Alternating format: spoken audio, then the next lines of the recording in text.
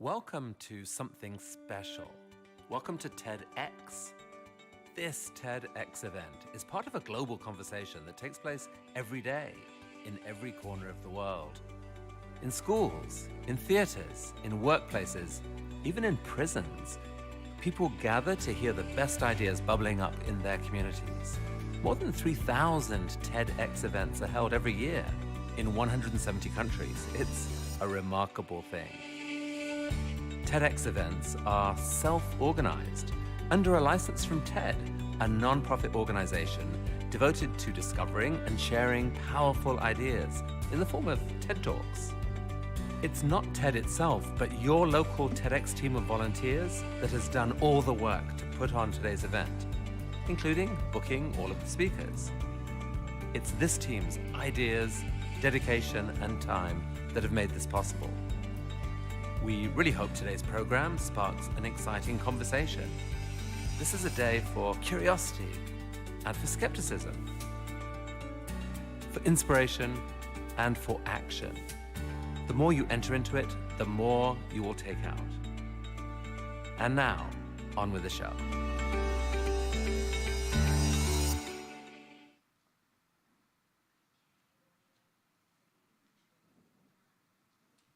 And now to introduce our MCs, who have both told me they are wearing two very different outfits from each other. Please welcome Hope and Samil Dowji.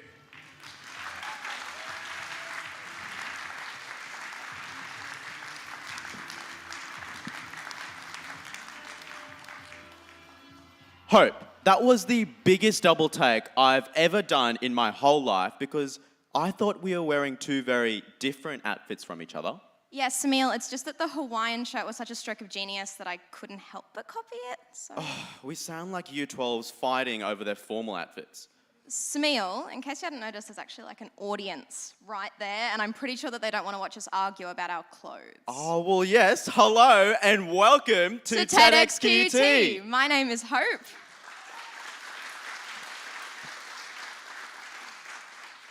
And my name is Samil. And we will be your hosts for the day. Thank you to both the audience here in the theatre today and also those who are watching online. We are fortunate to be holding this event in the Gardens Theatre on Turrbal and Yagara land.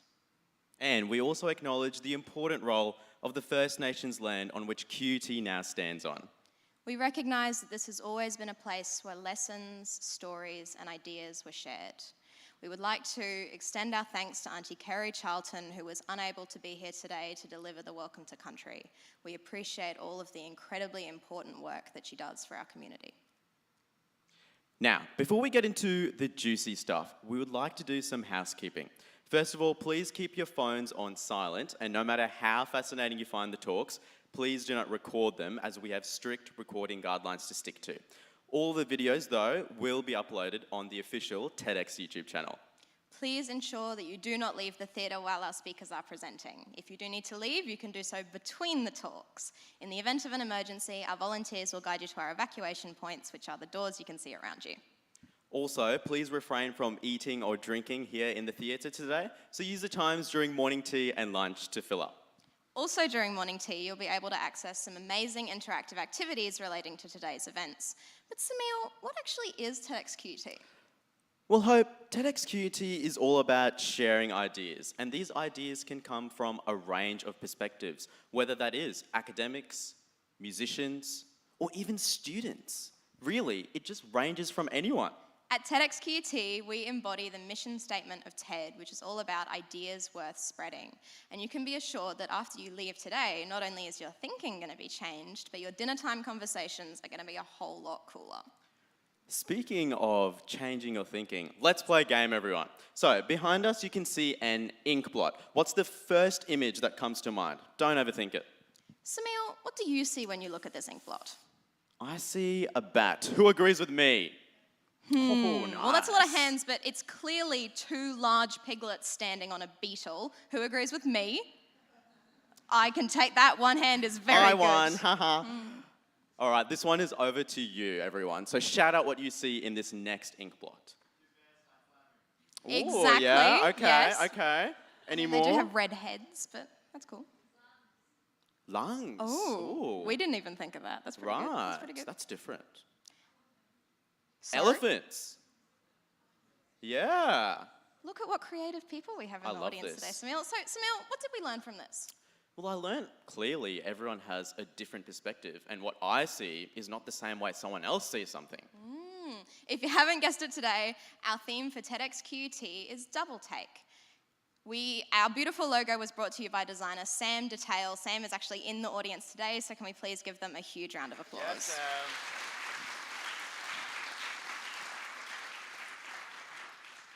Today we'll be encouraged to do a double take on a range of different perspectives, or topics rather, and that can range from the space industry, early childhood learning, and even mental health. I'm sure we'll all walk out of here with a fresh perspective on topics that we talk about every single day. Our speakers range from QUT students to lecturers and published authors to ex-ballet dancers, and despite our academic setting, our topics are just as varied. Our next section, though, does include an advisory warning. Some content today does include sensitive information. In our first session, speaker Megan Posey addresses suicide. In the second session, Kelsey Adams' talk addresses rape and sexual assault. If after hearing this information or after the talks today, you feel affected or require immediate action, please contact one of the support services listed on the screen behind me and have a chat with the mental health staff. QUT also offers free and confidential counselling support services for students on campus. This is also available to staff and the public. If you require any additional assistance today, please have a chat with our event crew. You may also have noticed that all of our speakers this year are women. These speakers were chosen entirely on the merit of their fantastic ideas, and we acknowledge that all voices and perspectives are important in ensuring the sharing and propagating of change and conversation. Everyone, this year also marks 10 years of TEDxQT.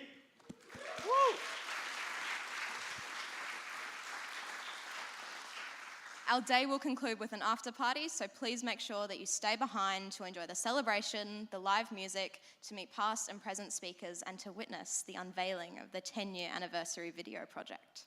But this event may not have been possible without our individual sponsors and contributors.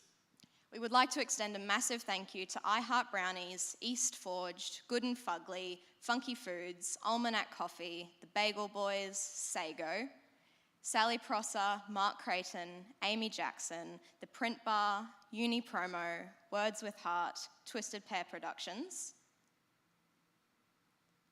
And that's it. Beautiful. I can't wait for those brownies, everyone. Let's put our hands together. Excited.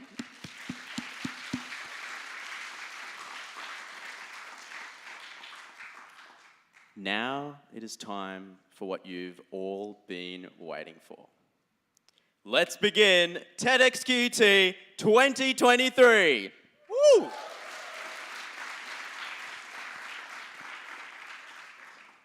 Now, if you're anything like me, you've spent a good long while trying to show all your friends that Sylvia Plath and Robert Frost are actually very, very cool. But they would never believe me. Someone they would believe, though, is Yasha Makoth. Yasha is a Masters of IT student with a talent for writing both code and poetry, and she is here to convince you that you don't actually need to understand poetry in order to enjoy it. Please give our first speaker of TEDxQT 2023 a huge round of applause.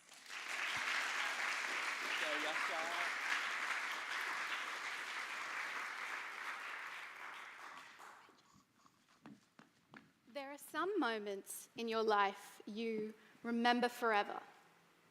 Your first heartbreak, your first job, your first time reading Shakespeare during high school. For most people, Shakespeare, or more generally poetry, reminds them of unpleasant memories from English class. You remember the teacher explaining how the glass cracking is a metaphor for the poet's love for life. You scratch your head and exclaim, "Why can't poets just say what they mean?" before vowing to never read poetry again. poetry can feel incredibly inaccessible, written in a way that makes no sense to ordinary people. But what if I told you that despite this, I was one of the few people in the class who loved Shakespeare, poetry, all of it? Did I understand what the metaphors meant or the nuances of the rhyming structure? No. But I love poetry nonetheless. The magic of poetry is not rooted in understanding its complexities. And I say that with confidence, given that my love for poetry started at just 5 years of age. It was one of those things I had a natural affinity toward, despite not growing up in an artistic household. My first poem was in Malayalam, a language from the south of India, and I titled it Vinu, which roughly translates to fallen in English.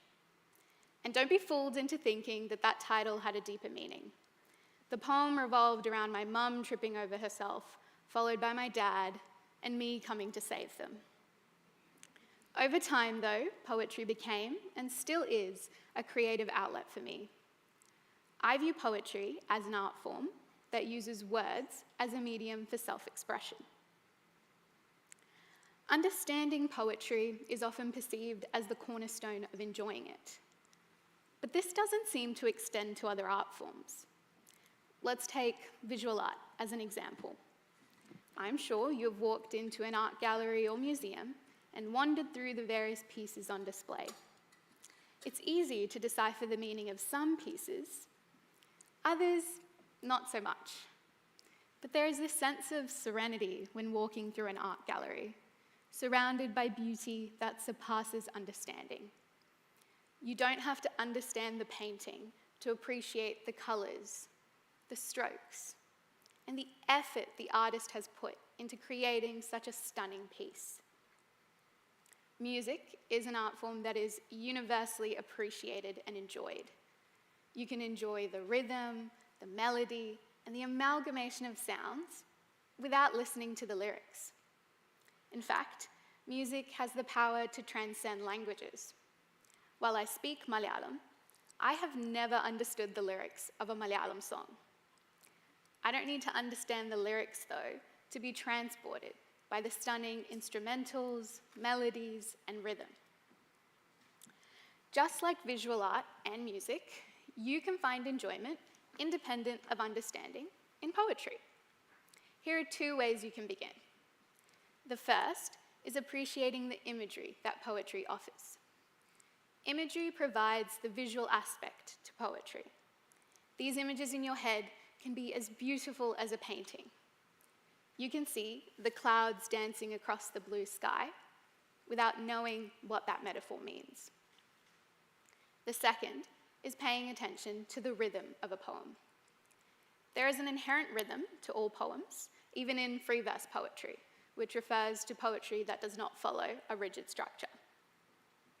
The rhythm is the general sense of flow, rather than the strictly poetic definition, which includes many aspects such as the beat or stress of a poem. It's how the poem sounds, what the general movement of it is when spoken aloud. And, depending on who is reading the poem, it'll sound different. They might choose to pause longer after a particular line, or emphasize certain words. I want to illustrate these 2 aspects with an example. The following is a poem by Sarojini Naidu, a notable politician and poet of India. She fought for India's independence and was known as the Nightingale of India due to the lyrical nature of her poems. Pay attention to the images and the rhythm. Do not seek to understand the complexities. Just let the words wash over you. This poem is called Song of a Dream. Once in the dream of a night I stood, lone in the light of a magical wood, soul deep in visions that poppy-like sprang, and spirits of truth were the birds that sang, and spirits of love were the stars that glowed, and spirits of peace were the streams that flowed, in that magical wood, in the land of sleep. Lone in the light of that magical grove, I felt the stars of the spirits of love gather and gleam round my delicate youth. And I heard the song of the spirits of truth. To quench my longing, I bent me low by the streams of the spirits of peace that flow in that magical wood, in the land of sleep. Have a think about this poem. What did you see? What did you hear? How did it make you feel? This poem has beautiful images of a magical grove, birds, poppies, stars, and streams. It also rhymes and has a mesmerizing rhythm. But what does it mean? The first time I read this poem, I didn't understand its deeper meaning. Now, I don't want to say that meaning is unimportant. Meaning helps us to feel connected to art. This poem describes what Mrs. Naidu dreamt for India. She dreamt of a world where truth, love, and peace prevailed. Meaning helps deepen the experience of reading a poem, but it doesn't indicate a failure if you don't understand it the first, the second, or even the fifth time, or even if you never understand it at all. And it's not wrong to look up the meaning of a poem. There is a great joy and power that comes with feeling seen by a poem. I reconnected with that feeling over a year ago, at a time in my life where I felt utterly lost. I was on a gap year after realizing that my childhood dream of becoming a doctor was not the dream I wanted as an adult.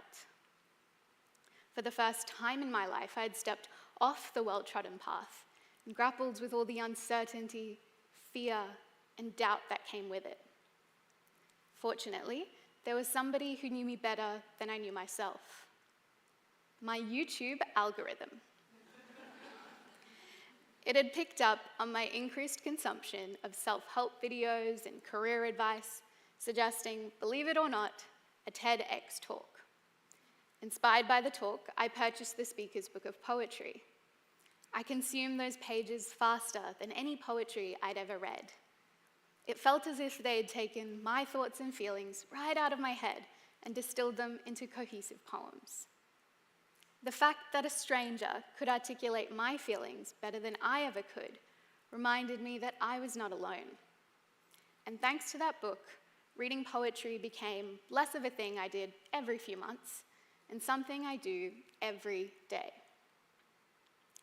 When I first told people my topic for this talk, many replied, "Oh, so nothing related to what you study then?" I disagree. I study computer science, and I would say poetry has a lot to do with how you write code. Without boring you with the details, writing code is an art itself. There are principles and patterns programmers follow to create beautiful, or what's referred to as clean code. And that's the beauty of poetry. You start to read poetry, and the poems of the world unfold. Visual art is poetry manifested in physical form. Dance is poetry in motion. Music is the voice of poetry as it speaks to your heart. Poetry is 100 people in the room today with their own stories on pause as they listen to one voice.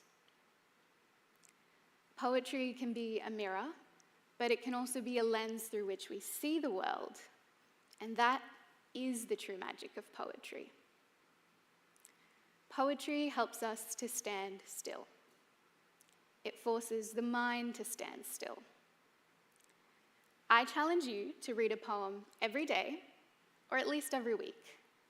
You don't have to read poetry like fiction books in one sitting. Just 10 minutes is enough. And if you don't know where to start, you could read poetry from your time to ensure the language is familiar. Or maybe you would find it useful to reflect on what it is you want to read about. When I started reading poetry, I had to think about what it is that I wanted to read. I love nature, so I found an article listing nature poets and started there. Maybe you'd like to read a haiku, a short Japanese poem consisting of only 3 lines. Or maybe you want to jump straight into the works of Emily Dickinson and Maya Angelou. Or maybe you do want to revisit those high school memories of the Raven and reciting the lines, "Shall I compare thee to a summer's day?" Ultimately, it's up to you where you want to begin. As you tread further along the path of poetry, you will gain confidence and interest in the vast oceans of our history and the incredible depths of the human experience. As American poet Mary Oliver once said, "Poetry is a life-cherishing force. For poems are not words after all, but fires for the cold, ropes let down to the lost, something as necessary as bread in the pockets of the hungry." Thank you.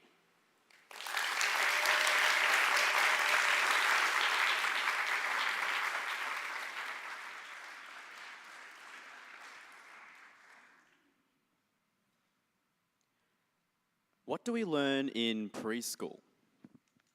Maths? ABCs? Art? But what if LGBTQ identities was on the agenda too? Ria Criado is an artist, educator, and researcher who through her PhD discovered the remarkable impacts of teaching LGBTQ identities to little people. She's putting all of this into practice as a QUT academic in the School of Early Childhood and Inclusive Education. Please welcome to the stage, Ria Criado.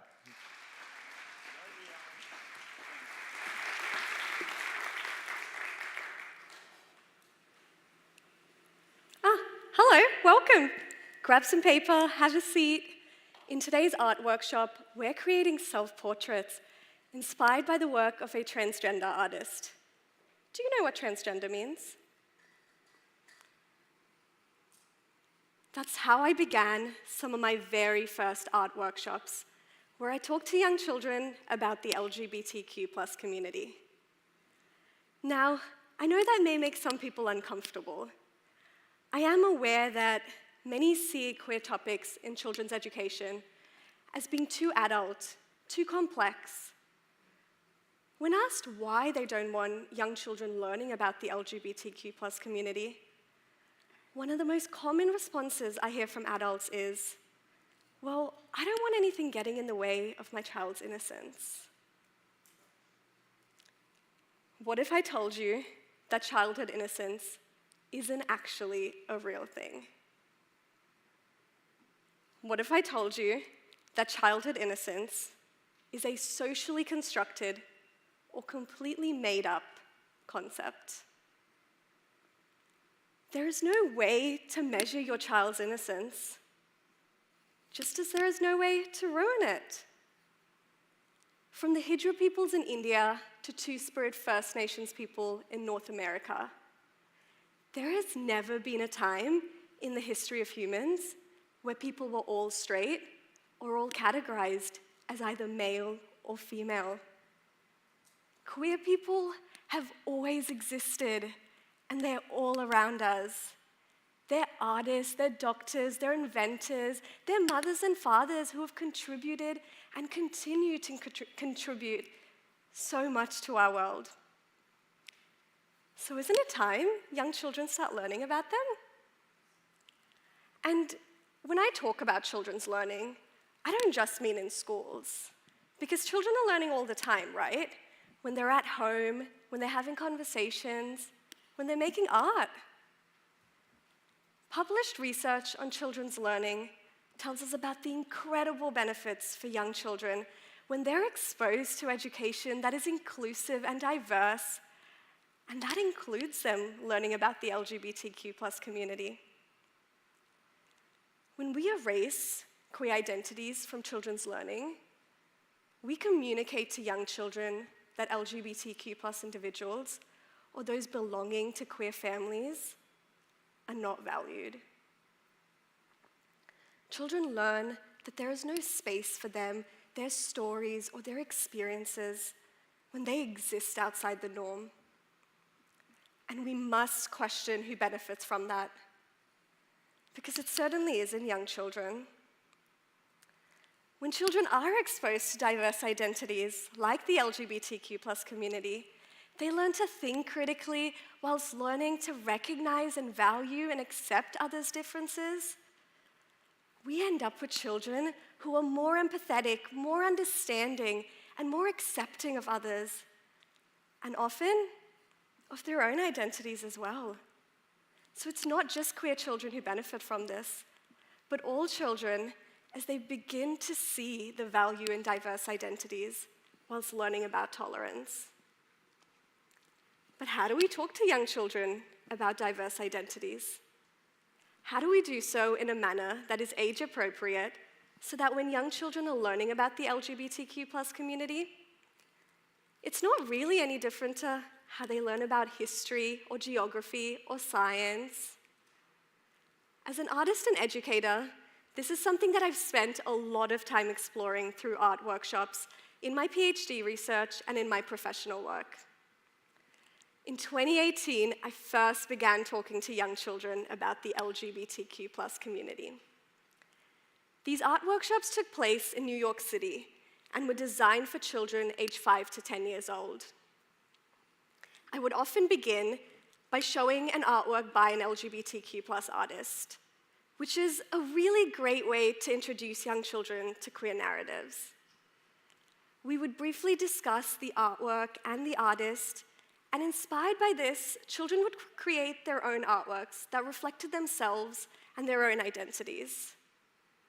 As the children were creating art, I would often make an effort to use vocabulary like non-binary or transgender, which I would briefly define using age-appropriate language.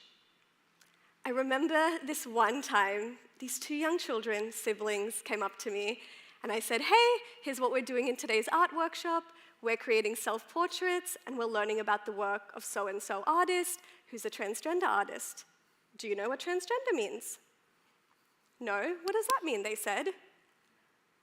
"Well, when this artist was born, doctors told her she was a boy, but she felt very much like a girl on the inside.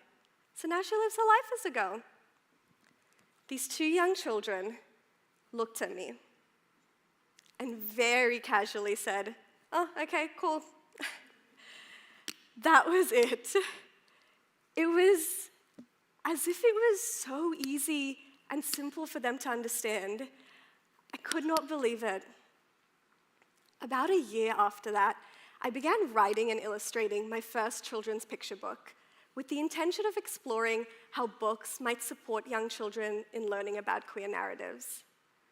The book is titled, "I Am So Very Truly Magnificently Happy."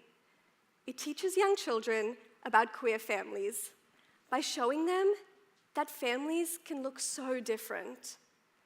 Some children are cisgendered, some are trans, some have two moms or two dads, some have parents who are non-binary, whilst other kids are raised by a single dad or maybe even their grandma.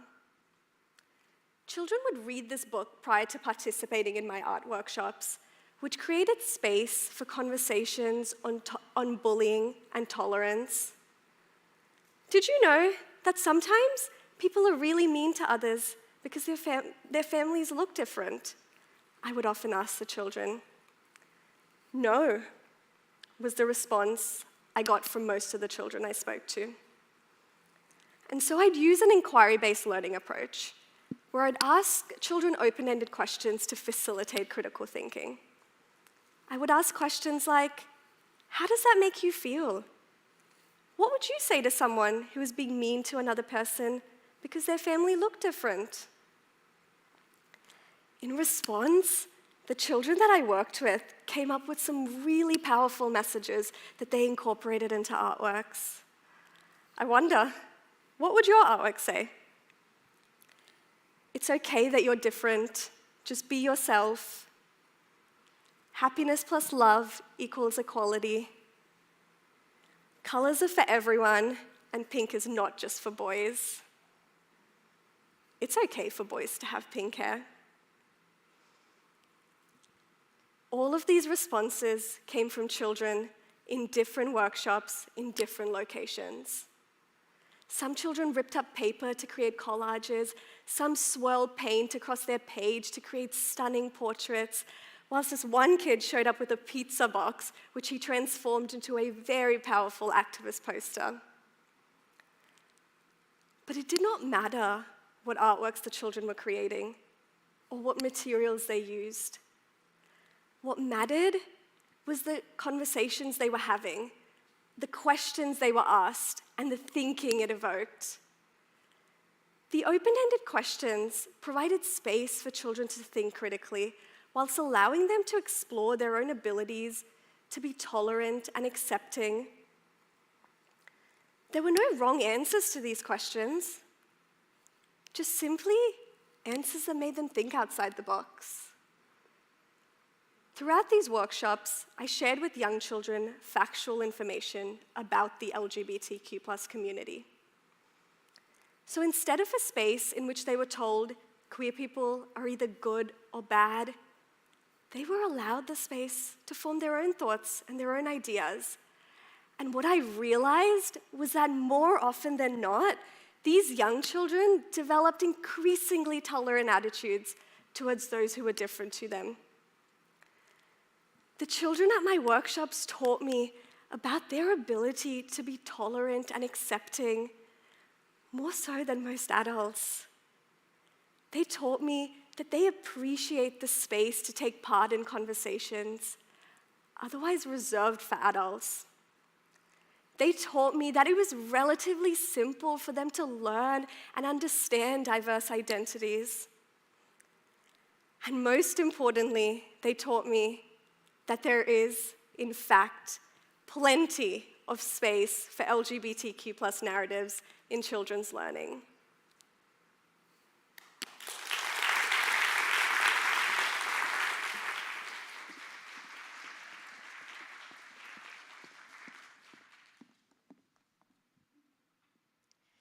As an advisory warning, our next talk centres around the topic of mental health and contains mentions of suicide. Now, I'm sure we have plenty of parents in the audience today, hi Mum, who have each experienced their own journey of child rearing and the myriad of challenges that it can bring. Our next speaker is a mother, small business owner, educator and researcher, passionate about using her story to normalise conversations about perinatal mental health. Please give Megan Posey a warm welcome.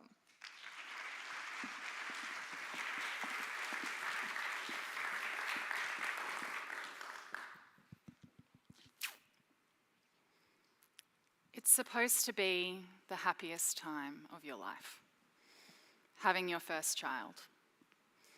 But a little over 6 years ago, when I was supposed to be in the newborn bubble, enjoying cuddles and that sweet, fresh new baby smell, I found myself in a mental health unit on 15-minute suicide checks, 24 hours a day, 7 days a week, with my 3-week-old baby right beside me. In the 3 weeks after giving birth, I couldn't eat, I couldn't sleep, I couldn't enjoy time with my baby. I was constantly worried that something was wrong with her, constantly checking her reflexes, constantly Googling to see what I should be doing, and feeling completely lost and overwhelmed. I became an expert on breastfeeding, but quickly discovered that knowing everything about breastfeeding, but not actually being able to breastfeed, broke me completely. The scariest thing was that I didn't even realize that I was unwell. I thought that what I was experiencing, the round-the-clock anxiety, the excessive worrying and constant checking in on my daughter, was completely normal, all just part of being a first-time mum. After the anxiety, I experienced an overwhelming numbness. I would stare out into the far distance and just fantasize about disappearing completely. I told my husband to lock the medicine cupboard, just in case. My husband knew that something was wrong. seriously wrong. He took me to the hospital, and I did not come home for a month. While I was in hospital, I was put on a cocktail of medication to help me sleep. My bags were searched, and the shower curtain in my room was held up with magnets, lest someone tried to use it as a noose. I spent my waking hours convinced that the old Megan was gone, that she had died and she was never coming back. My daughter was cared for overnight by nurses so that I could sleep. I wasn't alone. In fact, I was surrounded by other women.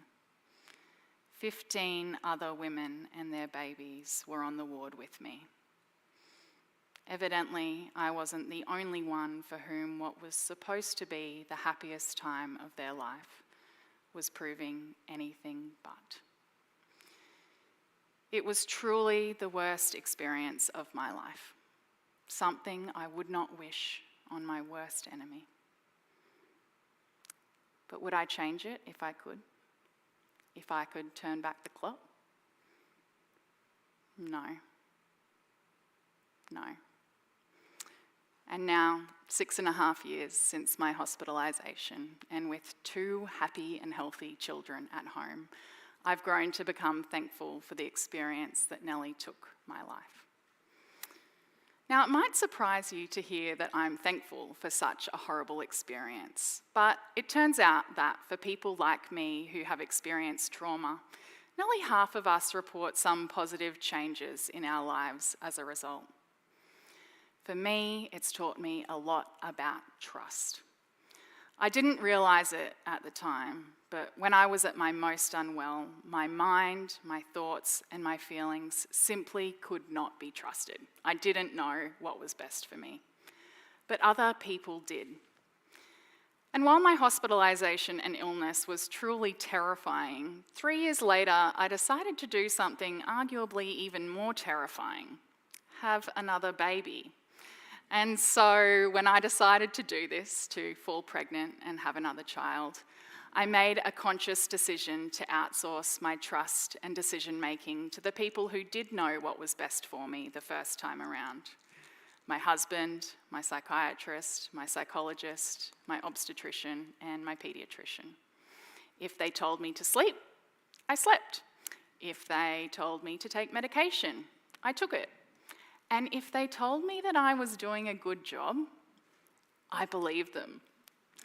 Now, I suspect we all know that we can't always trust our own judgment. But to knowingly and consciously outsource decisions about my health and my care into the hands of other people, well, that was an act of vulnerability.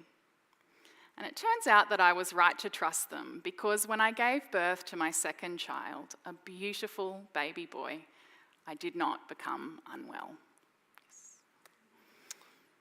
Next, my experience has shown me a strength and resolve in myself that I never knew I had. Recovery is long and slow. I have spent countless hours processing my experience with my psychiatrist and my psychologist, and I've been forced to confront, understand, and examine parts of myself, and sometimes very, very ugly parts of myself that I never knew existed. For years afterwards, I couldn't walk through a shopping centre food court and see women breastfeeding without crying and staring like a complete weirdo. Every negative emotion that I experienced, I would cross-examine with microscopic detail. I'm feeling worried. Why am I feeling worried? Should I be feeling worried? Would a normal person feel worried about this? Now I'm feeling worried about being worried. Am I getting sick again? It was completely exhausting. Recovery is boring and repetitive. Eat well. Exercise, have breakfast every day, brush your teeth every day, brush your hair every day, get dressed every day. Keep putting one foot in front of the other. I wish there was a quick fix, a silver bullet, but there isn't. I spent a really long time asking why. Why did this happen to me? I did everything right during my pregnancy. I went to all the classes, I read all the books, I ate all the right things. What did I do to deserve this? And then one day, it hit me. There was no reason why. I had done nothing wrong. It wasn't my fault. I found this revelation completely liberating. It freed my mind from fixating on and analysing the past. It got me out of the what if time warp and allowed me to focus on the what now, what next. I have proof that I can make it through hard things. And this is the third thing that I am thankful for. Knowing that I can make it through hard things has opened me up to a world of possibility of doing brave and crazy things like this TEDx talk. Things I never would have dreamed of doing before. And that included starting a jigsaw puzzle business in the middle of COVID. Yes, you heard that correctly. I started a jigsaw puzzle business in the middle of COVID. Now, I'm not sure how many of you have been in a mental health unit before, but one of the only activities that you're allowed to do is jigsaw puzzles. And when COVID started, a pandemic of another kind also started, a jigsaw puzzle buying pandemic. Now, me and the other mums that I'd met in the mental health unit, well, we liked jigsaw puzzles before they were cool, so we weren't too happy with all of you for buying up every single jigsaw puzzle in the country. But I had a light bulb moment. Jigsaw puzzles would be the vehicle for me to tell my story. Now, up until this point, I hadn't shared my story too widely beyond family and close friends, but I had a strong sense that I was ready to start talking. And I realised that I could connect my experience of doing jigsaw puzzles in the mental health unit to the story that I wanted to tell.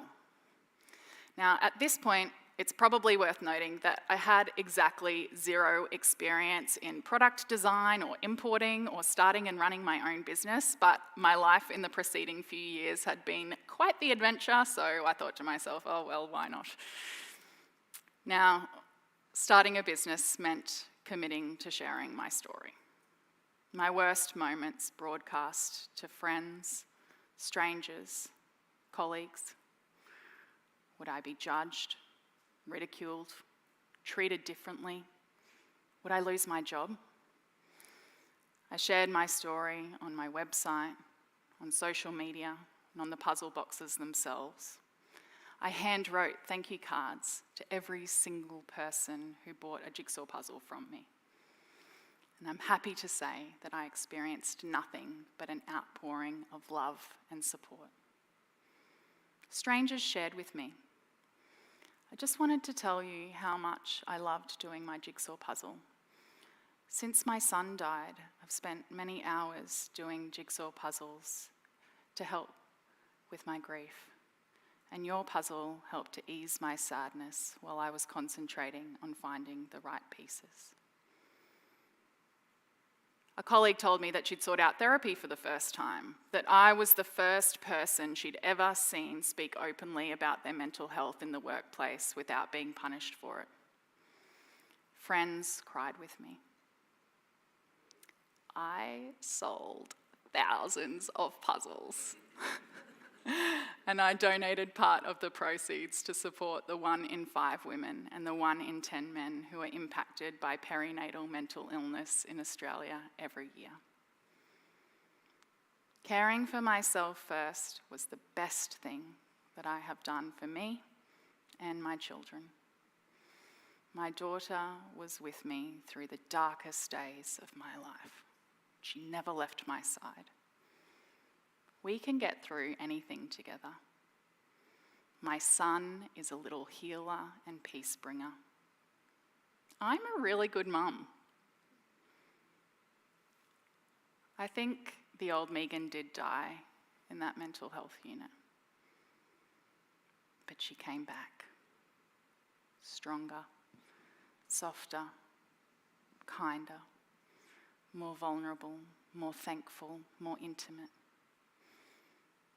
I can trust. I can do hard things. I can do brave things. I can share my story. And so can you.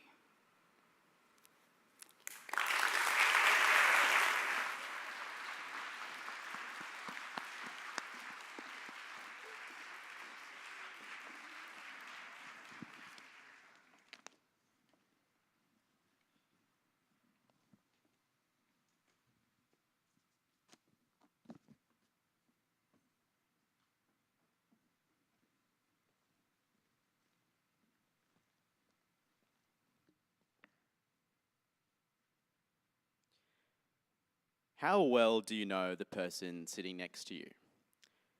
You might not know their name, and you probably don't want to know any of their intimate details. But our next speaker isn't afraid to get intimate and introduce to you the topic of sex tech. Tara McCarthy is passionate about creating a more healthier, more inclusive future of intimacy. She's an industrial design and marketing student who's worked across many business and innovation spaces. Please put your hands together for Tara McCarthy.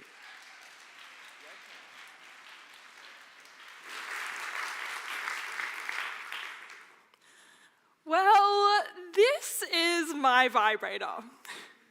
Not only my vibrator, but my literal sexual awakening and a whole new dimension of health. Now you're probably wondering, what a vibrator has to do with health? Well, for some context, I have been on quite the health journey over my 21 years. I was born covered in eczema, I nearly lost my vision when I was 11, and I was a competitive athlete throughout high school. Along the way, I saw all kinds of health professionals, naturopaths, dietitians, physios, and psychologists. I really thought my health was at its peak until my friend gifted me this, my vibrator. I don't have a PhD in sex, but the evidence for sexual health and wellness is there. We simply feel good after healthy sex and masturbation. Pleasuring ourselves releases dopamine, oxytocin, and endorphins. Or put simply, makes us happier, less stressed, and improves our sleep quality. So, why do we still feel shocked, uncomfortable, and even a bit giggly when we talk about sex? Well, sex, and even more so sex tech, sleep under the covers of stigma and shame and are a silenced conversation. Sex tech is that sweet spot between sexuality and technology that is designed to enhance our sexual health and experiences.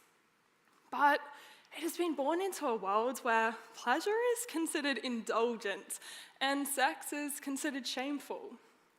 At best, we sensationalize sex tech, from AI lover bots and OnlyFans subscriptions to our favorite guilty pleasure, 50 Shades of Grey. But at worst, sex tech falls into the same category of illicit drugs, pornography, weapons, and gambling. A dark and dirty domain that operates underground.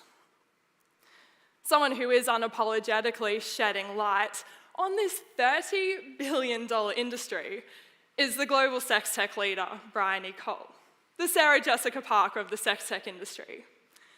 As a designer and aspiring entrepreneur myself, I want to join the likes of Brian E. in changing this industry.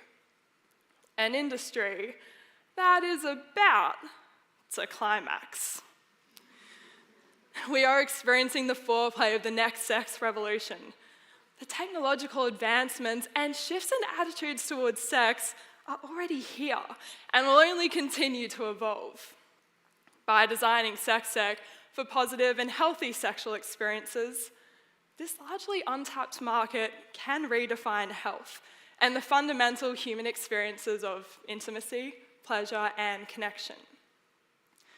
We only have to look to the evolution of mental health and self-care in recent decades to see the potential for the sex tech industry. People with a mental illness were historically labelled as unstable or dangerous and would often avoid seeking the necessary support, if it was even available. Recently, the mental health market was valued at over $383 billion globally, and the once niche ideas of yoga, juice bars, and companies like Headspace are not only more accepted, but are actually considered trendy these days. The relationship between our mental health and how we think, feel, and act is now well understood. And soon, sexual wellness will be typical conversation on our hot girl walks. So, do we think that buying a vibrator in the future could be the equivalent to buying a yoga mat today? It doesn't seem so far out of reach now, does it? After we strip away the layers of stigma, sexual wellness is left standing starkly as the next pillar of health, deserving of the same acknowledgement and resources that we invest into our physical, nutritional, and mental health today. As someone who has tracked my steps, my calories, and my period, I get really excited about sex tech innovations like Lioness. Lioness is a device that turns vibrators up another notch. It is the world's first biofeedback vibrator that collects arousal and orgasm data. We can then use this data to help us to understand the impact that everyday factors have on our sexual health, like mood, sleep, diet, and medication. Lioness is helping to put sexual knowledge, control, and independence right into our hands, quite literally. One user of the device found that whilst alcohol gave her more confidence, it took away her buzz. The data showed that under the influence, it took her twice as long to climax. And so, sobergasms are actually more enjoyable than boozegasms. Sex tech is way more than just toys and vibrators, though. It's the apps that many of us are already using every day.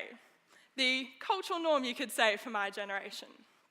In fact, 75% of millennials and Gen Zs here today have swiped right on a dating app like Tinder, Hinge, or Bumble. These platforms aren't just tools and algorithms to help us to find a partner. They're reshaping the way we approach relationships, intimacy, and our own understanding of our sexual identity and desires. When we filter based on kinks, sexual orientation, gender, and my favorite, the star sign, we are exploring who we are and embracing the diverse sexual landscape. We also see sex tech doing amazing things for education and empowerment, like the online sexual health platform, OMG Yes. This evidence-based resource, designed primarily for women, is helping to fill that educational gap around sexual skills, like how to ask for what you want, or finding the right language to use with a partner to have even better sex and spice up the relationship. Among its resources, OMG Yes shares videos and demonstrations on techniques for sex and masturbation, which empower people to understand, advocate for, and enjoy sexual pleasure. These skills aren't only important for the bedroom, but translate into improved communication and confidence to thrive mentally and flourish in our everyday lives. Since most sex tech innovations are new and emerging, they're really hitting the spot in bringing inclusivity and diversity principles right to that design forefront. Sex tech is not a one-size-fits-all solution, and many players are advocating that sex and pleasure are for everyone. For people with a disability, sex tech broadens horizons and makes sexual wellness more accessible. This community is often desexualized and disenfranchised, and so sex tech can often be their lifeline for safe and comfortable pleasure. One of my favorite examples of disability inclusion in sex tech is the joystick. The joystick is a vibrator that provides an adaptive, hands-free pleasure experience by simply hugging it or attaching it to traditional sex devices, reaching the millions of people worldwide who cannot masturbate due to disability, aging, arthritis, or other hand limitations. these kinds of accessible devices are helping to break down pleasure boundaries. Sex is one of the most universal, lifelong human experiences. Yet, a lack of awareness and advocacy for sex tech often blocks access to healthier sexual lives. Imagine a world where sexual pleasure is part of our self-care routine, where our sexual health app data informs our dietitian and psychologist, and where our GP prescribes a vibrator as readily as a pill. We are on the brink of a new frontier, a frontier that holds the key to unlock newfound confidence, strengthen relationships, and build healthier and happier lives. And look, like many industries, sex tech does not come without its challenges. But I want to design sex tech that not only improves well-being, but increases our connection to our own bodies, closes the orgasm gap, and democratizes sexual health. It starts with an unfiltered conversation and empowering ourselves to elevate our sexual wellness through sex tech. Let's embrace the space where pleasure and health pulse in unison. Sex tech is the next industry to climax. Will you come on the journey?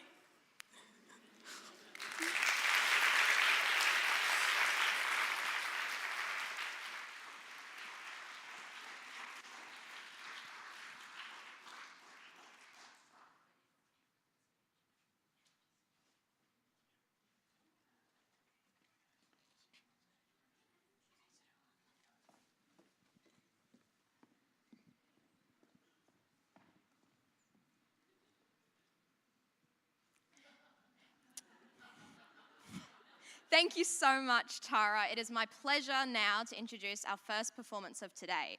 Now, our first performer really doesn't need an introduction, and her performance certainly speaks for itself, but we'll give you a brief overview.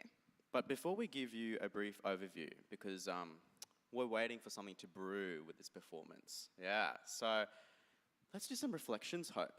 What have we thought of the event so far? I found it really interesting. I really enjoy a sort of intimate look into how people live their lives. Who's going to buy a vibrator now? That is Yeah? a disappointingly Yes. small number Oh. of hands. It's okay, I know all of you secretly will be going onto the adult shop tonight to buy one. Bold of you to assume we don't already have one. Samir. What else? What else has What else? come to mind, Hope? Well, as a poet myself, occasionally, and it's all very terrible, I do really enjoy seeing poetry get some more representation. Yes? We're being asked to move, everyone. Poetry, yes. I'm going to start because I really enjoy journalism and music myself, because I used to play the trumpet, everyone. I might go into, some music poetry. And I think what Yasha said was to find a topic that really interests you. And I think that's the best way to start. Like, you don't have to read it like the Bible every day. Like, it's something that you enjoy, you know? What sort of a topic of poetry would you be after, Smell? Well, music, as I said. Maybe gardening? Oh, gardening I used to own a poetry. gardening business. What? Did Yes. you really? Oh, Yes, adorable. I did. Anything else about today? Well, I'm really looking forward to morning tea after the performance. Yeah. I'm starving. Yeah. Could really go- Brownies. Yep, brownies. Some not spring rolls, Vietnamese. That's lunch, though. That's lunch, We're I building the know. anticipation, you see, to get you all very excited. Yes, yes. And then what are some of the other talks that we've had? So we've done early childhood education. I think it's so important that we talk about LGBTQ identities from a young age. Like, imagine what our kids will be like when they're older. I feel like society will be so much different. Our kids. Not our kids. Hope, I'm so sorry. No, thank you. I mean, but- that's fine. It's cool. I don't mind. Maybe in another life. Okay. Yeah. Okay. Cool. I'll bear it in mind. But yeah, like LGBTQ identities from when we're young, and yeah, it'll be interesting to see how much more accepting the future will be. Yes, absolutely. Fingers crossed, of course. And this is why events like this are really important, to foster those ideas, to spread them. Now you guys can go home and tell all of your families what you've heard here today. Oh yes, your dinner time conversations. They're going to be so much cooler. Oh, 100%, 100%. And some other talks. Looking good? Yes, Yes, looking we're good. getting the cue. Looking good. All right. Are we excited? Yes? Would you like Okay. to introduce Elder? I would love to. So, our next performer is one of Brisbane's most iconic drag queens. Not only is she an incredible performer, but she is a proud champion of the queer community too. So we are incredibly lucky to have her perform here at TEDxQT. Please put your hands together for Elderflower.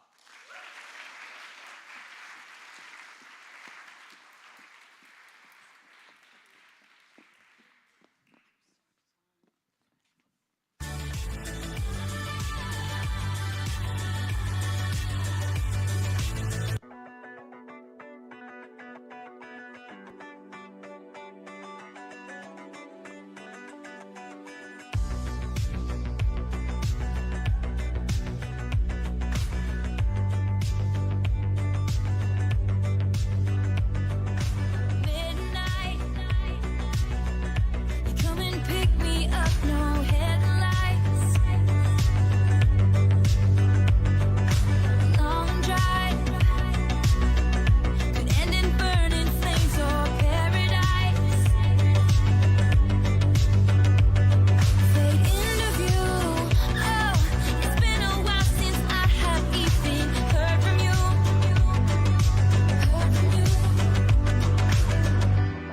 I should just tell you to leave, 'cause I know exactly where it leads, but I watch us go round and round each time. You got that daydream look in your eye, and I got that red lip classic thing that you like, and then we go crashing down. We come back every time. We never go out of style. We never go out of style. You got that long hair slicked back, white t-shirt, and I got that good girl fade and a tight little skirt. Girl,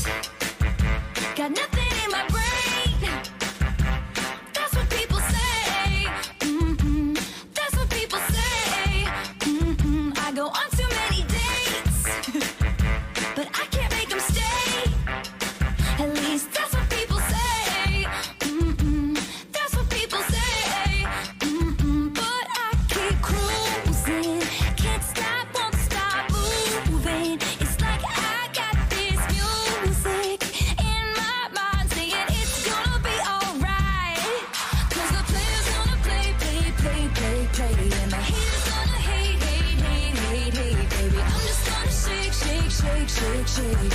Shake it off, shake it off. Heartbreaker's gonna break, break, break, break, break. And the baker's gonna bake, bake, bake, bake, bake, baby. I'm just gonna shake, shake, shake, shake, shake. I shake it off, I shake it off. Hey, hey, hey! Just think, while you've been getting down and out about the liars and the dirty, dirty cheats of the world, you could have been getting down to this sick beat. My ex-man brought his new girlfriend. She's like, oh my god, but I'm just gonna shake into the fella over there with the hella good hair. Won't you come on over, baby? We can shake, shake, shake. Yeah. 'Cause the players gonna play, play, play, play, play. And the haters gonna hate, hate, hate, hate, hate. I'm just gonna shake, shake, shake, shake, shake. I shake it off, I shake it off. Heartbreaker's gonna break, break, break, break, break. And the haters gonna fake, fake, fake, fake, fake, fake. I'm just gonna shake, shake, shake, shake, shake. I shake it off, I shake it off. I shake it off, I shake it off. I shake it off, I shake it off. I shake it off, I shake it off. I shake it off, I shake it off.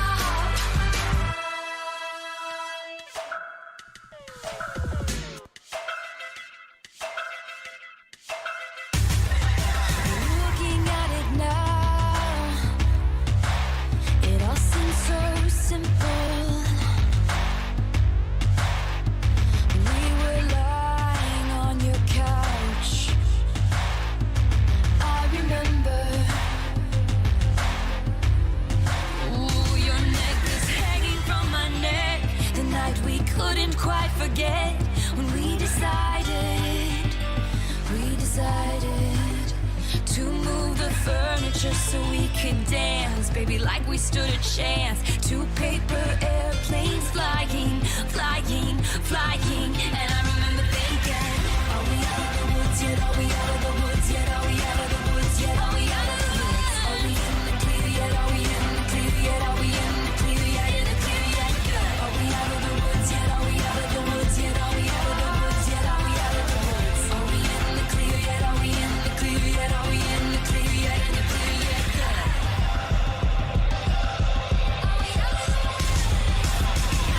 Remember when you hit the brakes too soon? 20 stitches in a hospital room. When you started crying, baby, I did too. But when the sun came up, I was looking at you. Remember when we couldn't take the heat? I walked out instead of setting you free. But the monsters turned out to be just trees. When the sun came up, you were looking at me. You were looking at me. Oh, you were looking at me. I remember. Oh, I remember. Are we out of the woods yet? Are we out of the woods yet? Are we out of the woods yet? Are we out of the woods? Are we in the clear yet? Are we in the clear yet? Are we in the clear yet? In the clear yet? Are we out of the woods yet? Are we out of the woods yet? Are we out of the woods yet? Are we out of the woods?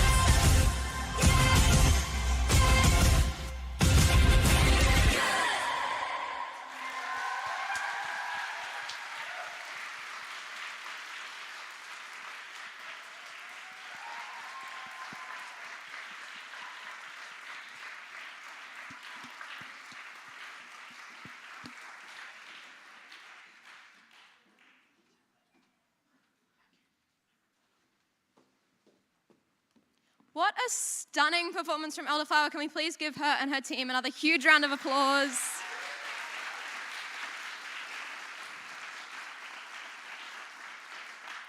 I will definitely be going online to find a pair of boots like those. I don't know how much luck I'm going to have. We will now be moving on to morning tea, which is provided by I Heart Brownies, East Forge, Funky Fruits, Good and Fugly, and Almanac Coffee. Please take this time to mingle, relax, and refresh on the lawn just outside of the theatre, and we will see you all back here at 11:20.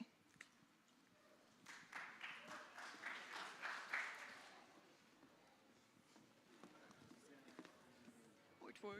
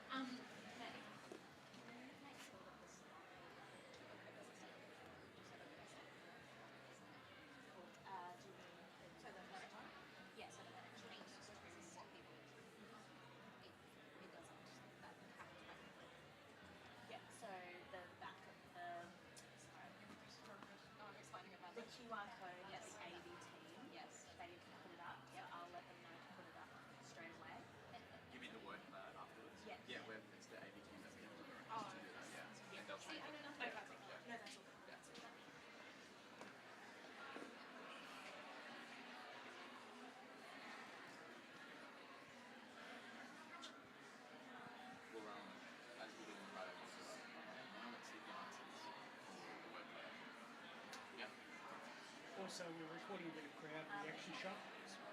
So pump them up. Yes. Okay. Yes. Reactions. Yeah. You guys are doing a great job too, by the way. Cheers.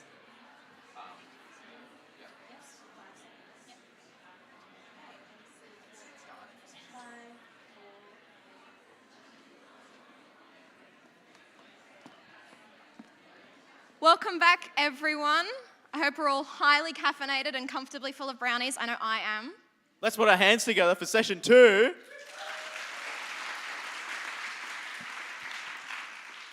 Now, you can probably see that QR code behind me. Please scan it if you haven't already, and let us know in 1 to 2 words what you have thought of TEDxQT so far, and your answers will pop up on the screen anonymously. So give a little scanaroo, and let's see what your answers say. Anonymously, so you can be as honest as you want. As honest as you feel comfortable being. Yeah. So Hope, what's a word that comes to mind for you? Inspiring, I think. We'll see that up there a couple of times. I hope. Everyone should be feeling inspired by what our amazing speakers have had to say. For What about me, you, Samil? exciting. Yeah. Who's popped their answer in? Look at Yeah, all those okay. hands. Let's see what the answers are.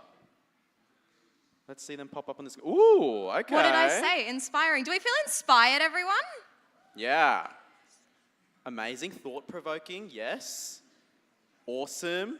Vibing. Diver- I too am vibing. I'm vibing. Slay, yeah. Bravery and inspiring. Can we please get a huge round of applause for all of our speakers? Yeah. They have worked so hard over the last couple of months to bring you these talks. So bravery and inspiring is exactly right, I think. I wonder who wrote supercalifragilistic. Wasn't me. That would be weird if it was, Samuel. Thank you so much for all of our input. It's really great to get some live feedback. Now, we do want to remind you that it is our 10-year TEDxQT anniversary, and we will be having an after party at the end of the day, so we encourage you to all stick around, enjoy some live music, a chance to talk to our speakers, and to witness the unveiling of the 10-year anniversary video project. And as a reminder to please keep your phones on silent and to refrain from eating or drinking here in the theatre today. Now, our next speaker has some light to shed on the realities of unpaid placements in the health industry.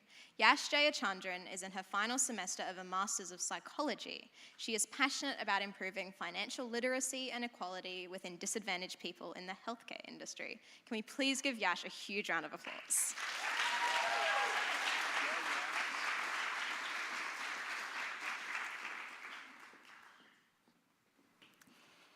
I'm not your typical 23-year-old.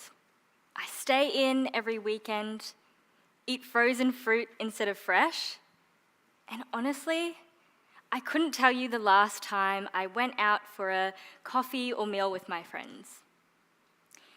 It's not because I don't want to, it's because I can't afford to.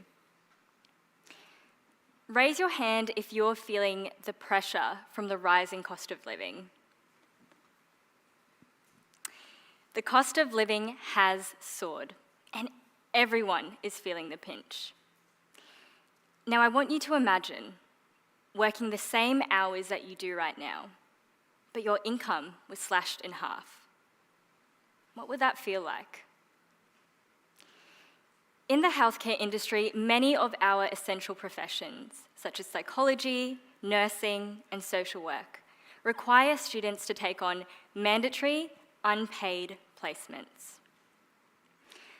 I'm currently studying my Master's of Psychology. And across my 2-year degree, and in order to become a generally registered psychologist, it is a requirement that I work 1,000 hours of placement. For the past year and a half, I had been consistently working 2 to 3 days a week for free. That is 750 hours of unpaid work.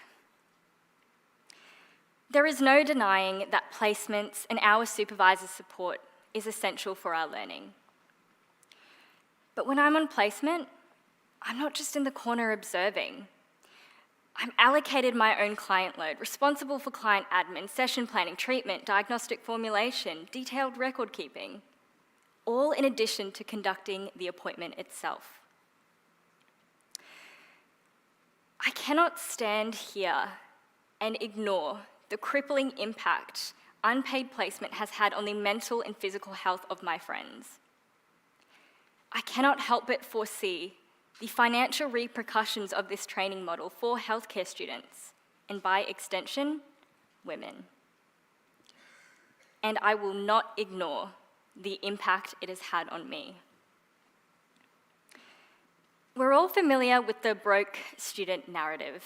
Living off 2-minute noodles and in a share house that is falling apart is seen as a rite of passage. I want to challenge that narrative, particularly for students providing life-saving services. Students in our critical industries are being sent into emotionally and physically demanding workplaces, like hospitals, with high-risk clients, and are being expected to provide a high-quality service whilst they are struggling.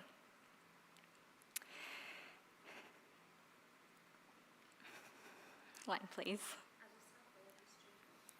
As a psychology student, we are taught that no deep learning or work happens when you don't have your base financial, physical, and emotional needs met.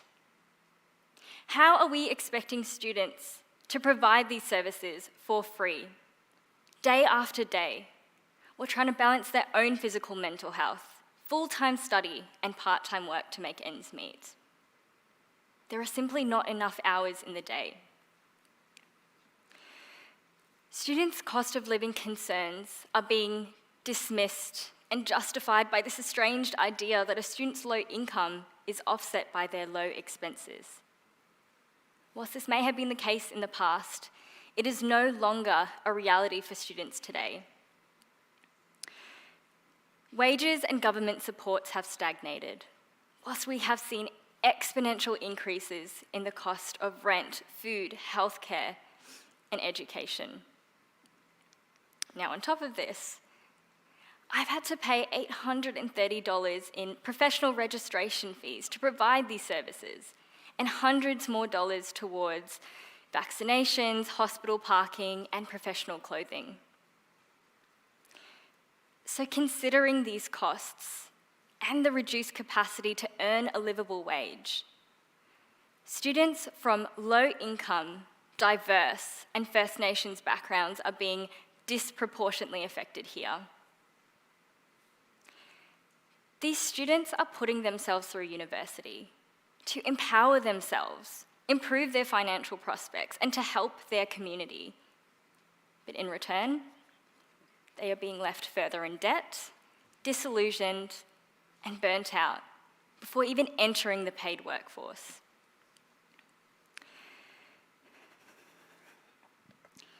Unpaid placement is sending a very damaging message to healthcare students, and by extension, women. There is an inextricable link between the healthcare industry and women. 80% of the healthcare industry is held up by women, and most of the people in these healthcare degrees that are expected to work for free are women. 1,000 hours may seem like a snapshot in time, but compound this with the time off from expected caregiving and domestic labour. We start to see the pattern that underlies those shocking statistics we have all heard on workplace gender inequality. Whether we like to admit it or not, an employee's value is communicated through monetary compensation. Unpaid placement is sending us a very clear message. It is telling me that even in my 6th year of psychology training, my skills and knowledge do not hold inherent value, whilst the same expectations would never be held for our trades and apprentices, who are paid whilst they are being trained. This message normalises the expectation of free labour, and once internalised, will play a dangerous and lasting role in systemic issues like gender-based wealth, pay, and superannuation gaps. But this is just the way things are, right? It's how becoming a health professional works. Students have always made it through unpaid placement. So maybe I'm the problem. Did I make a mistake? Have I done something wrong? And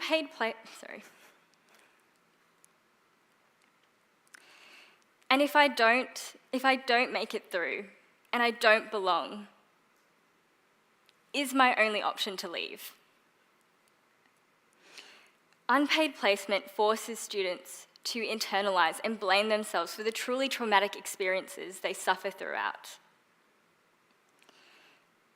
When I finish my degree, I don't know if I want to continue in this career. The sheer stress, mental exhaustion, and fatigue is forcing me to consider leaving the psychology industry that I have spent 6 years working towards. I've given up self-care, self-compassion, and time with my family that I will never get back. I'm anxious, I'm depressed, and I feel like every day is a battle. And these are feelings I have never experienced before unpaid placement. As a woman of colour from a low-income background, I know that I have valuable skills and knowledge that could help patients that look like me. But after what I've had to give up, I frankly have nothing left to give.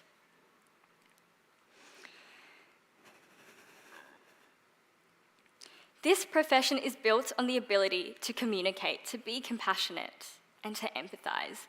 But when you're not in a place where you can do that, you can't help but feel like you're failing everyone around you.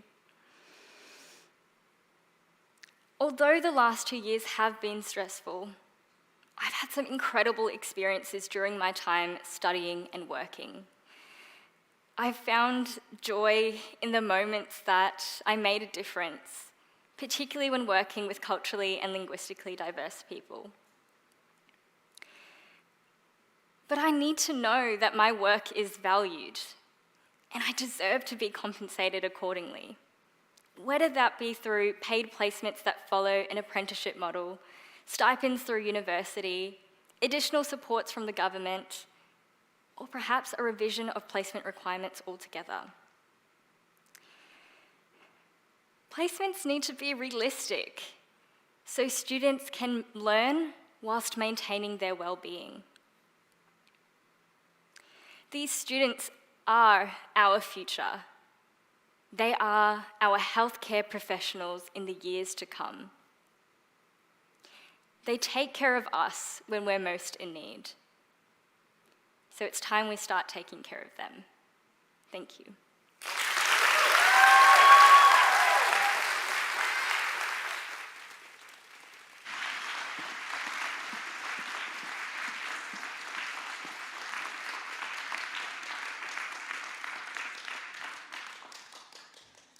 We're excited to introduce to you Jamie Colley from the QUT Literary Salon, which is a student-led project for artists, creatives, and poets alike. The project features a monthly reading series featuring some of the university's most talented and creative writers. Now, if you've never been to a poetry reading before, it's always supportive to the performer if you click, if you hear something you like. Can I give a try of it now? Stunning. I feel very supported. Jamie Colley is a creative writing and law student here at QUT. She has been published in VoiceWorks magazine, Scratch That, QUT Glass, and the Lunar Collective. Her work often swings wildly between the dark potential of thrillers and the subtle delicacy of relationships, and if she's feeling especially game, both. Please welcome Jamie.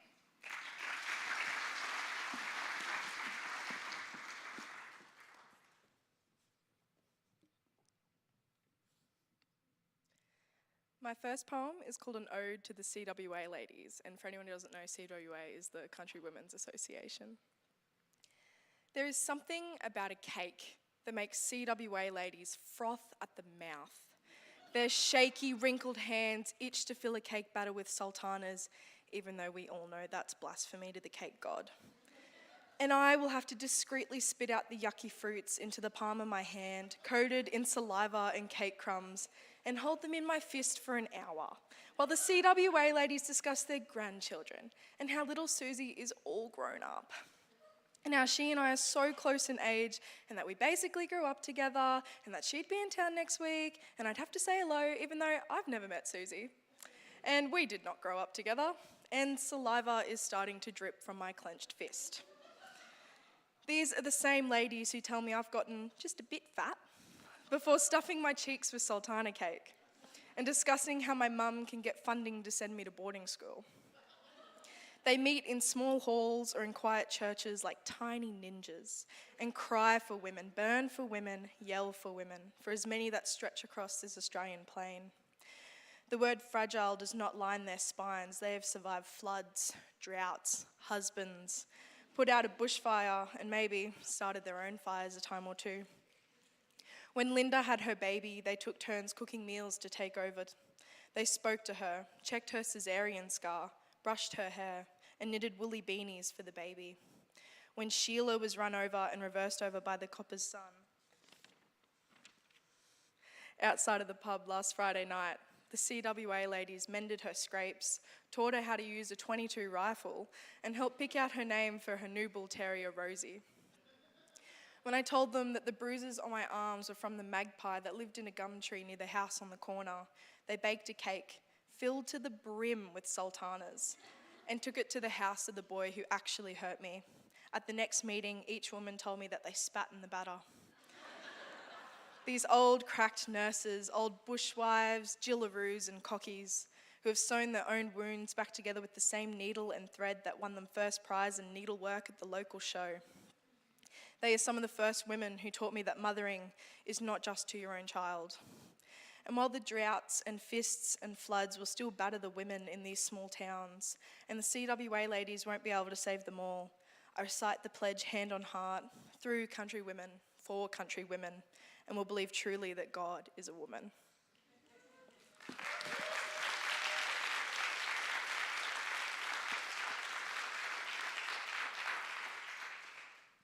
My second poem is called I Am a Bad Girlfriend.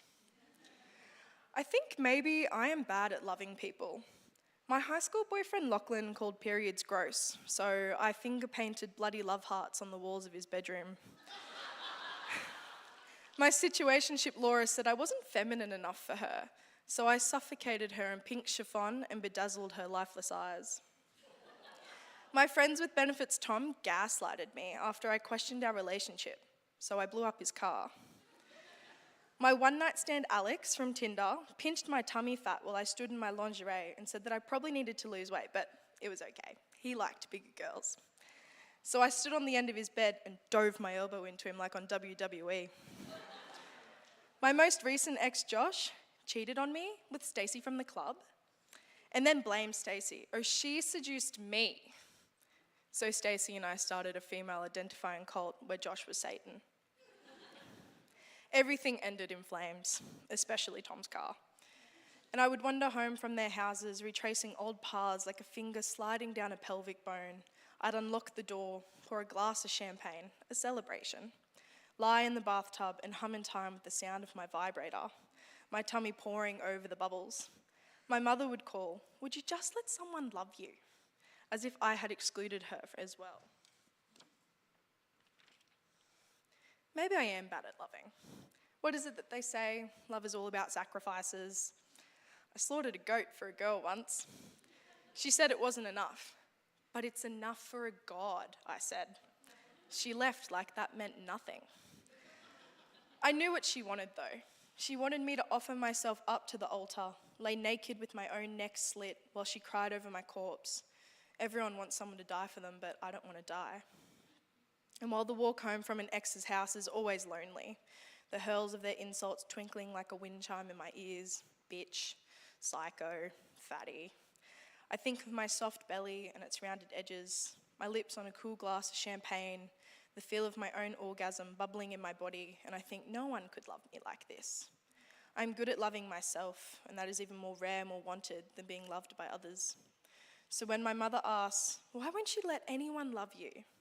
I simply say, because a goat should be enough. Thank you.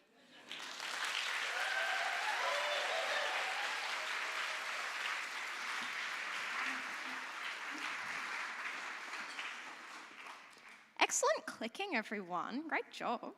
Now, I'd like you to think of a ballet dancer, poised, precise, and delicate.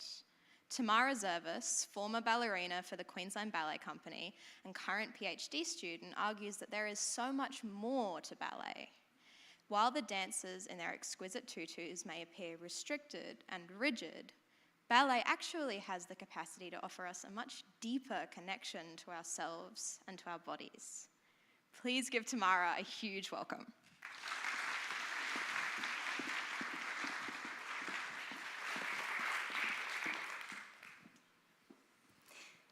I started dancing when I was barely able to walk. From my very first lesson, I was hooked, an addict. I knew then that I would do almost anything to take a bow on the world stage. The years of training that followed brought smiles and tears and laughter, and yes, there were bleeding toes and more than a few injuries. But it was all worth it. It was all worth it. At the age of 17, my childhood dream came true, and I finally became a professional ballet dancer with the Queensland Ballet Company. At the start of my ballet career, I was used to the daily routine of strength and flexibility training. For the next decade, normal became being surrounded by people who could hold their legs up at ridiculous angles while talking about what they had for breakfast. Or my favorite, sitting in the splits while sewing point shoe ribbons. But what caught me off guard was the attention placed on understanding the emotion behind the movement. We learned how every step can have a purpose, every gesture enables a meaning, and every breath carries an intention.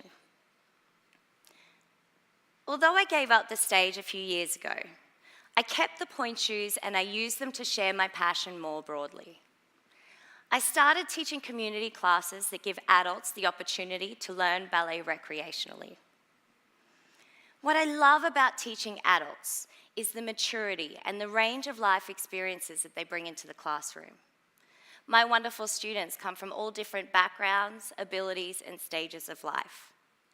From this diversity, what I began to notice was how people's life experiences impacted how they were able or unable to connect with their bodies. This could be anything from time pressure to excessive stress to lack of resources to something deeper, such as past mental or physical trauma. Have you ever woken up in the morning, rolled out of bed, and needed to take a few steps to gain your balance? For some people, this is how they feel in their daily lives. I realized that I'd taken for granted an awareness of my body that was wholly unique from what others experienced. What I was seeing was a significant difference in our embodied awareness. Before I delve into what embodied awareness is, let's all try an exercise. I'd like you to take your left hand, grab the arm of your chair, squeeze it, and now hold it tight. Now take your right arm, hold it up high, and count your fingers with me. 1, 2, 3, 4, 5, and now make sure that your fingers remain straight. Next, draw a small circle with your right toe. Last, expand your chest. Except, don't just expand your chest.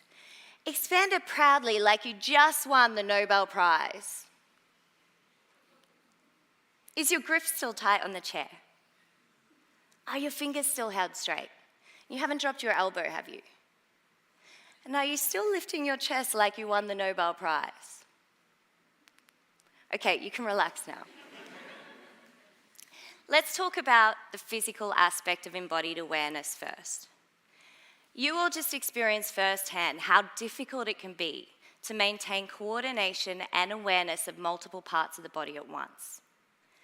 Dancers become masters at this, and it is paved from the very first lesson. Before dancers can leap or pirouette, they need to learn how to balance, how to breathe, and how to hold their posture. To hold first position, we feel ourselves lift up under the arches of our feet while wrapping our hamstrings under our hips. We lengthen through the front of the waist, and we broaden our shoulders by lifting our chest, all while feeling like we're elongating along a piece of string. And that is all before learning a single movement or step. Ultimately, this leads to a deep and intricate understanding of the physical state. Now, about that Nobel Prize you all just proudly accepted. Did you believe it for a second? Were you proud? That feeling makes it so much more than just a physical expansion of the chest. It became a genuine expression of self. It became embodied. Just like the Nobel Prize, the ballet world is filled with these kinds of narratives, stories of love and loss and rebellion and redemption. Dancers learn to communicate complex emotions with just the subtle flick of a wrist or the swish of a leg. In turn, they feel the emotion that their bodies are expressing, and they communicate using their sense of embodied awareness. Now, it is a misconception to think that ballet can only have these impacts on the young or the elite. Just as our minds adapt and change over time, so too does our connection to our bodies. Trauma, disease, mental illness are all ways that we can lose a sense of connection to ourselves. Picture for a moment that you are a medical patient undergoing chemotherapy or radiation treatment. You are living in a body that is suffering through painful day-to-day activities. Even simple acts such as eating become arduous. You feel disempowered, as if everything is being done to your body. You are experiencing a profoundly reduced sense of agency. This is the real story of one of my students recovering from cancer. For her, ballet offers a sense of ownership and control over her body at a time when this is most difficult. Research also suggests that ballet programs could benefit people living with Parkinson's, older adults living with chronic arthritis, or even those who have experienced brain injury. These programs offer broader options for rehabilitation, well-being, and an improved quality of life. And the classes offer so much more than just physical exercise. The dancers experience joy through their expression. They connect to a sense of self, spirit, and community that goes well beyond what clinical treatment can offer. So like most people, my road has been met with many twists and turns on the journey to where I am now. Questions I'm frequently asked are why the arts or why ballet? And as I've grown from ballet student to professional dancer to teacher and now to researcher, so too has my answer. My 4-year-old self would have said it's all about tutus and tiaras. Well, she's not wrong. Stepping back has allowed me to see ballet in a whole new light. My students have taught me the value of ballet as a form of expression and healing. And the best news is, it's not just for the aspiring professional dancer. It's for anybody seeking a sense of connection and a deeper understanding of themselves. It's time to remove stigmas related to gender, elitism, physical ability that surround ballet. Far more than just a performance art. Ballet is a powerful conduit towards the development of embodied awareness, which, as we all know, is the path towards positive health, well-being, learning, and connection. So what did we all learn today? If you want to feel like you won the Nobel Prize without all the additional effort, I'll see you in class next Tuesday.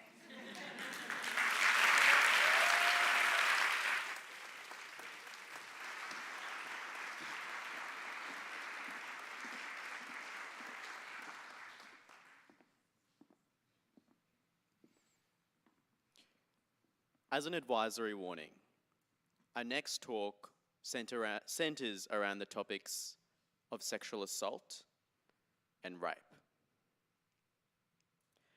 Kelsey Adams has spoken with sexual assault survivors and is currently completing her PhD in justice.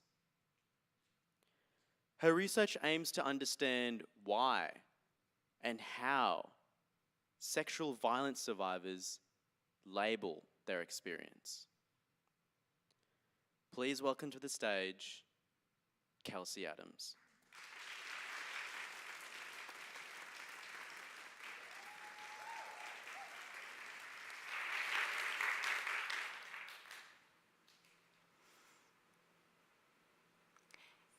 If I looked at it as rape, I couldn't stay. So it wasn't rape, because I needed to stay.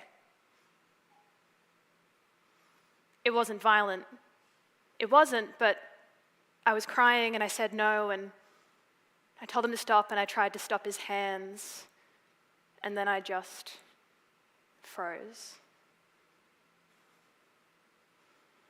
These are the voices of women who survived sexual violence and chose to share their stories in interviews with me.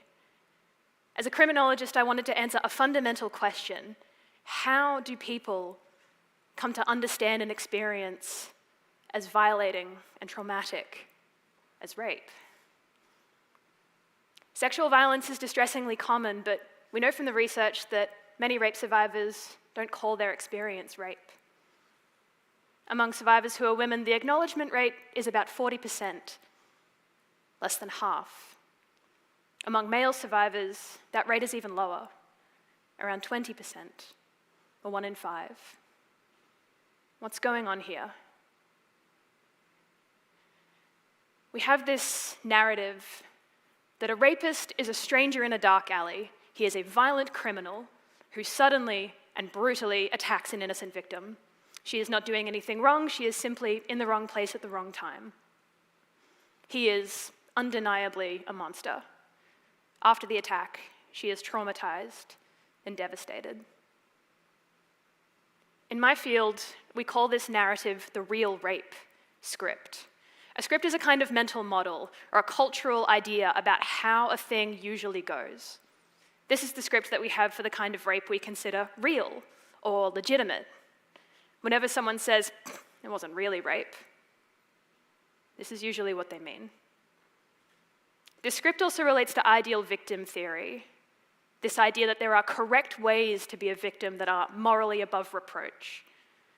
Survivors who fail to meet our criteria for what an ideal victim should look like are often blamed for the assault. Why was she out so late drinking? Why didn't he fight back? What did they expect walking around dressed like that? This narrative is a myth. It does happen sometimes, but most rape isn't like that at all. In Australia, 90% of sexual assault survivors were assaulted by someone they know: a husband, a date, a friend, a co-worker, an ex. Most sexual assault is perpetrated in a residential location. And we're not talking small numbers. Around 2 million Australians, 1 in 6 women and 1 in 20 men, have experienced sexual assault since age 15. So we have this idea about what rape typically looks like, but rape survivors' experiences hardly ever reflect that narrative. Most rape happens in a residential location, but we rarely imagine rape happening in someone's home, in our home. Most survivors are assaulted by someone they know, but we rarely imagine rape being perpetrated by someone we know, perhaps someone we genuinely love and respect. Our culture, our media, our society all tell us it's the monster under the bed. But we already know it's the monster in the bed. For my PhD research, I interviewed 11 women who had experienced sexual violence. I wanted to know how they came to understand their experiences. Did they use the word rape? Why? Or why not? One woman who spoke with me, Anita, told me about an experience she had with her boyfriend, the man she loved. the man she intended to marry. When I asked her what happened with him, she told me, "I'm going to be blunt, I was sodomized without my consent." They had spoken about anal sex before. Her feelings were clear. She was not interested. Later in the interview, she told me it was such a violation of a previously stated boundary that I couldn't quite believe that this man who I had trusted with my life was doing that. This is the impossible contradiction that many rape survivors face. How do you reconcile this person you love with this person who violated you? Most rape is perpetrated by someone the survivor knows, but it is hard to call your partner a rapist.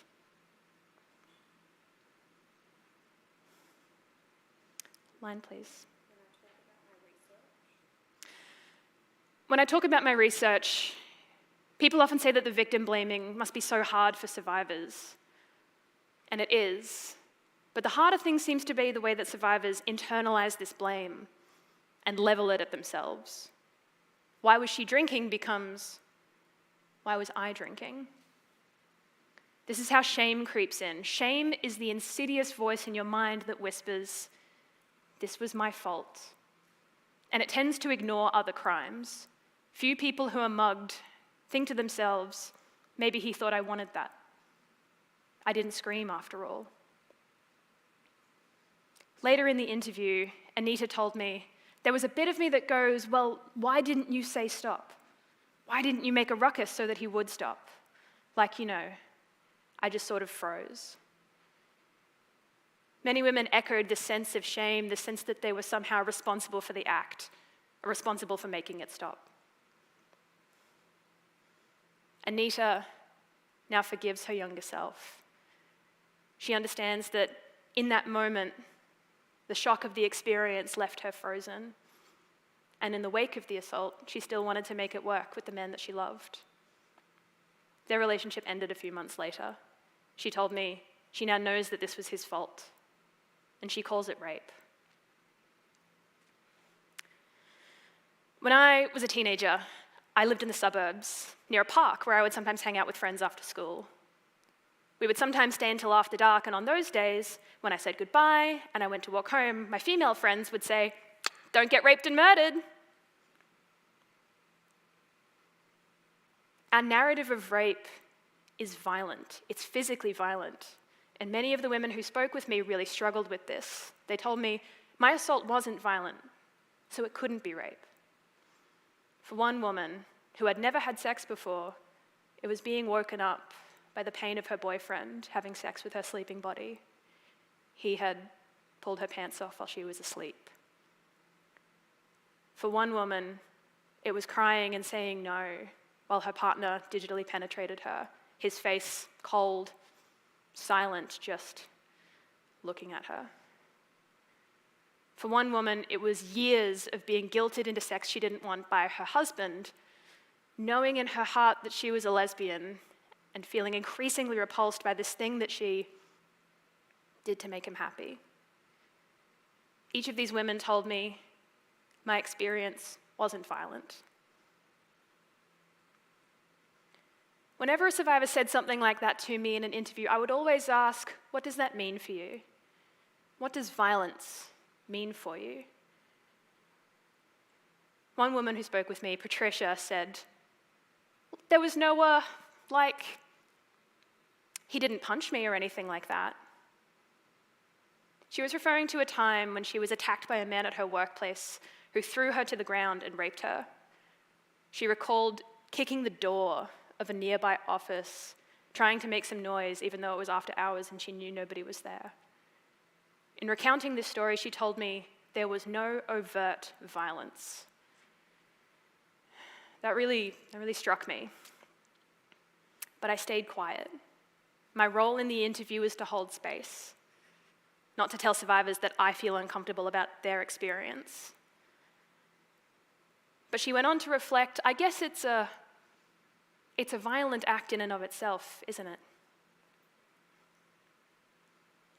Most of the women who spoke with me call their experiences rape now. Belle told me that after years of minimizing her abusive husband's behavior, she has now claimed the words rape and coercive control. She told me, I call it that because naming it gives me my power back. For Patricia, labeling helped her understand the confusing symptoms of depression and anxiety that seemed to come out of nowhere following the attack at her workplace. But calling it rape may not always be the right path.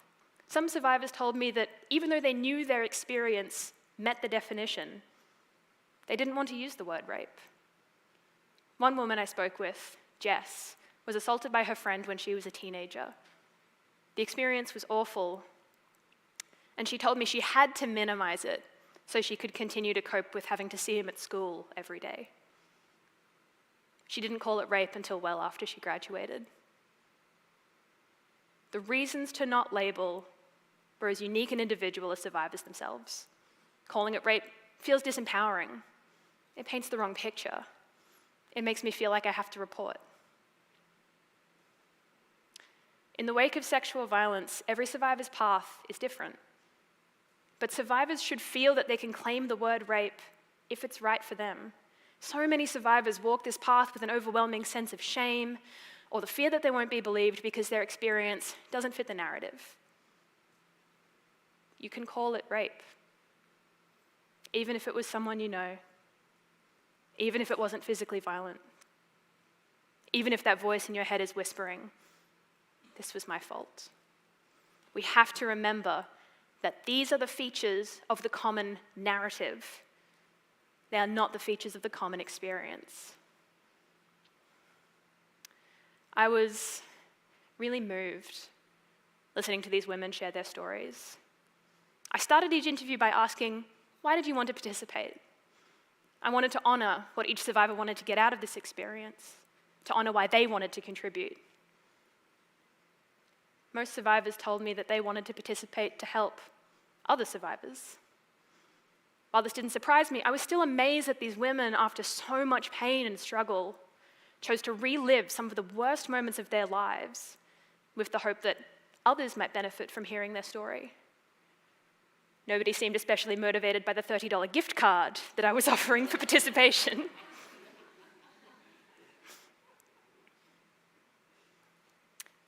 Here's what they want you to know.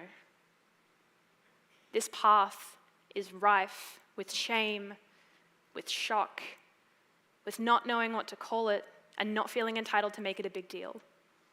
These feelings are intensely isolating, and they are all too common. If you want to call it rape, you should. If you don't want to, that's okay. And if you don't know what to call it, that's normal. The label is your choice, and you are allowed to say it. You are allowed to make it a big deal. You should not have been hurt, and support is available if you want it. Every survivor carves their own path, and it is a hard path to walk. But whatever choice you make is right, if it's right for you. Every survivor carves their own path. And you are not alone. Thank you.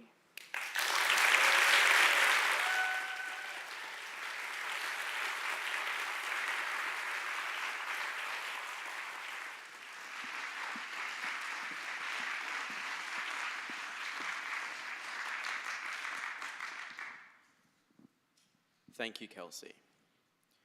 If you find yourself affected by any of the previously shared information, please contact one of the support services listed on the screen and have a chat with mental health staff.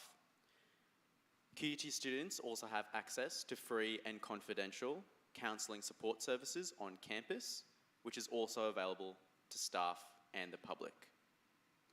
If you need any additional help today, please have a chat with our event crew. Now, to finish up our second session, we would like to conclude with a second reading from the QUT Literary Salon. Does everyone remember how to click? Oh, beautiful. The support is washing in.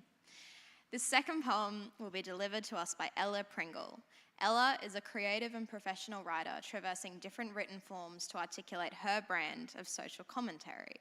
She currently enjoys expressing herself through short stories and poetry that have been published in Scratch That magazine as well as read aloud at the QUT Literary Salon. Ella hopes to become a recognisable Australian voice in the rapidly revolving world that we're living in.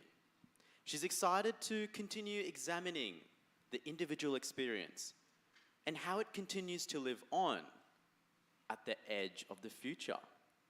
Please put your hands together for Ella.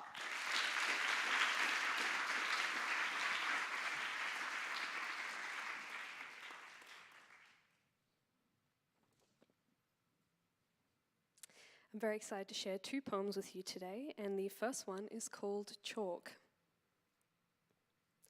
Suburbia feels like a chalk sketch, a shoreline waiting to be blurred, a mess of misaligned hopscotch boxes, blocks of slanted roofs numbered, wiry yellowing gums stuck like weeds in between squares of pavement.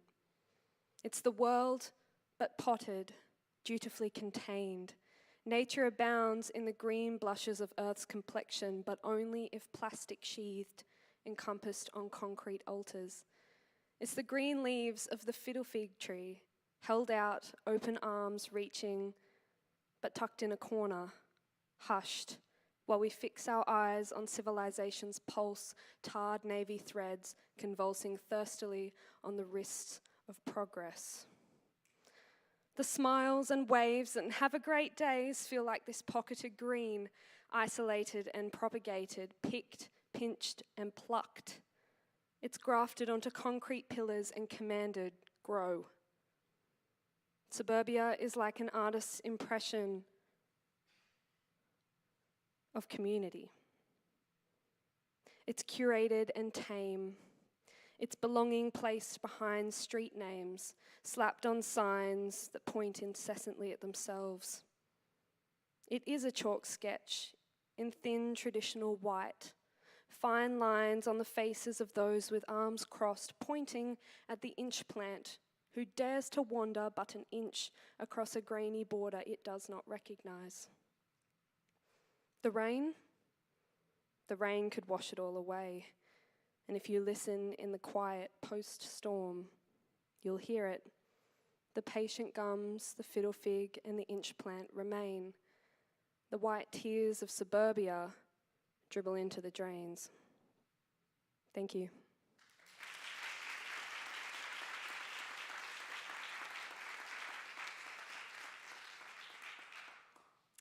My second and final poem for today is called On a Spree.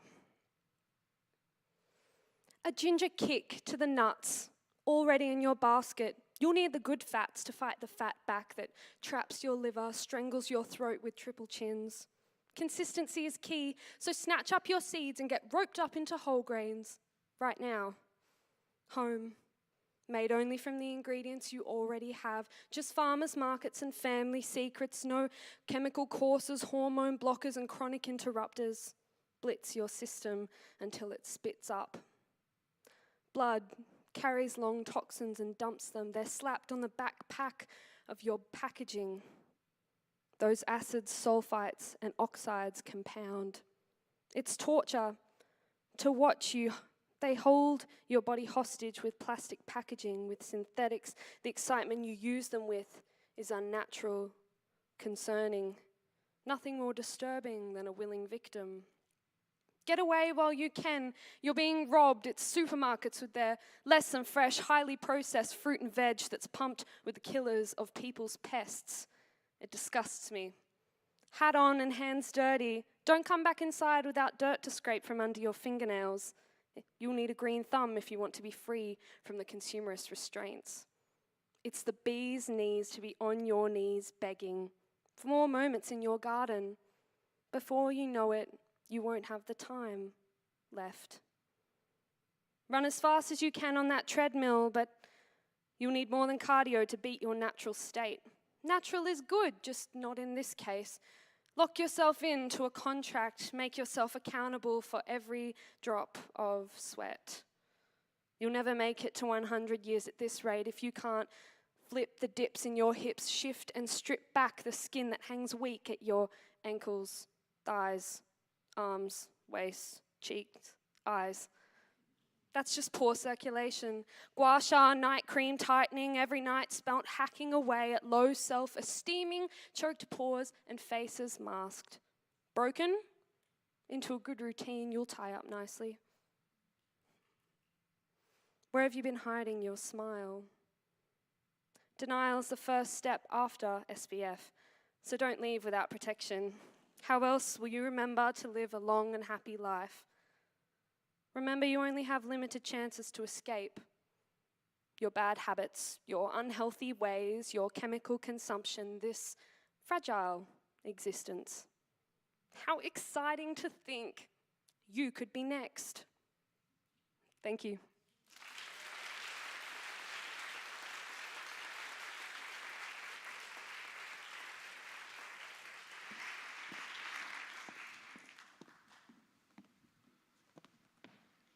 Thank you so much to Ella and Jamie for those transformative readings. If you're a fan of poetry or you felt inspired by Yash's talk at the beginning of the day, please ensure that you follow the QUT Literary Salon on all their social media to stay up to date with their events. We will now be heading out to lunch provided by Sago and the Bagel Boys. Please use this time to refresh, mingle, and enjoy the lawn just outside the theatre. If any of the audience members here today have any specific dietary requirements, there is a separate marquee allocated for you. Please also follow all direction from our volunteers to ensure you receive your correct food items. Enjoy, and we'll see you back here at 1:40 p.m.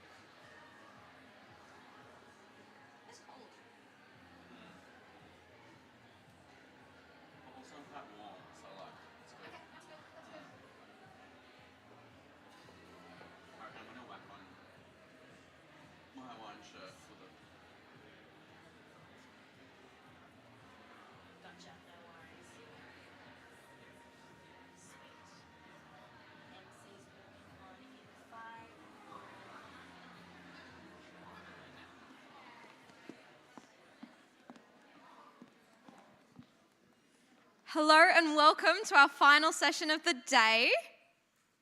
Beautiful. Yes, thank you. We would like to remind everyone to ensure that your phones are turned off and that your bagels are either outside or comfortably in your stomachs. Well, we hope that you're feeling full and you're ready for our next session. We would like to start off with a high energy and exciting performance from the QT Asian Pop Society. Yeah, the QT Asian Pop Society, or QTAPS, aims to spread the love of Asian culture through music, fun, and especially dance. As the winners of the 2022 QT Club of the Year, this club has been evolving rapidly and has gained much love for their amazing events, including and especially their QTAPS dance showcase. Please give these dancers some love and a huge round of applause. Yeah.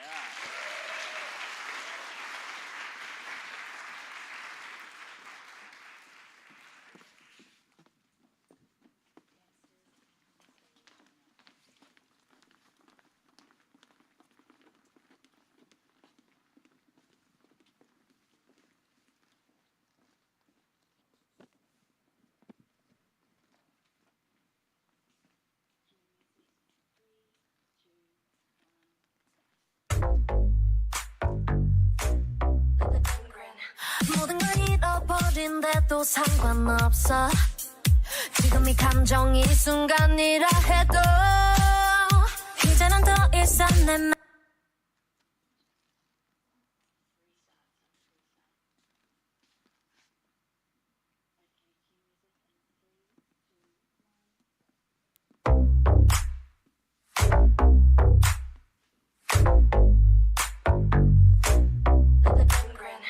모든 걸 잃어버린데도 상관없어 지금 이 감정이 순간이라 해도 이제는 더 이상 내 맘 숨기긴 싫어 네 눈빛이 날 자유롭게 만들잖아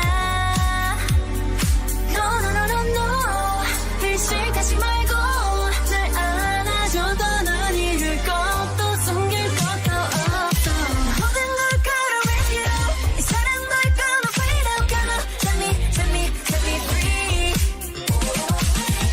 내 맘 끝까지 가다니 넌 그냥 날 안으면 달콤한 set me free 내가 원하던 best of me 이제는 넌 ready to be Yeah gonna set me free 지금 eyes on me 나를 안아줘라 보란 듯이 Yeah gonna set me free 어리석은 정도이라도 상관없어 내 가득한 시선 따윈 이미 out of sight 지금 우린 내가 꿈꿔왔던 그대로 눈앞에 그려진 완벽한 fantasy No no no no no 신경 쓰지 말고 날 안아줘도 난 잃을 것도 숨길 것도 없어 모든 걸 걸어 with you 사랑 날 gonna fade out gonna set me free 네 맘 끝까지 갈 테니 넌 그냥 날 안으면 돼 Come in set me free 내가 원하는 my sweet 이제 넌 ready to be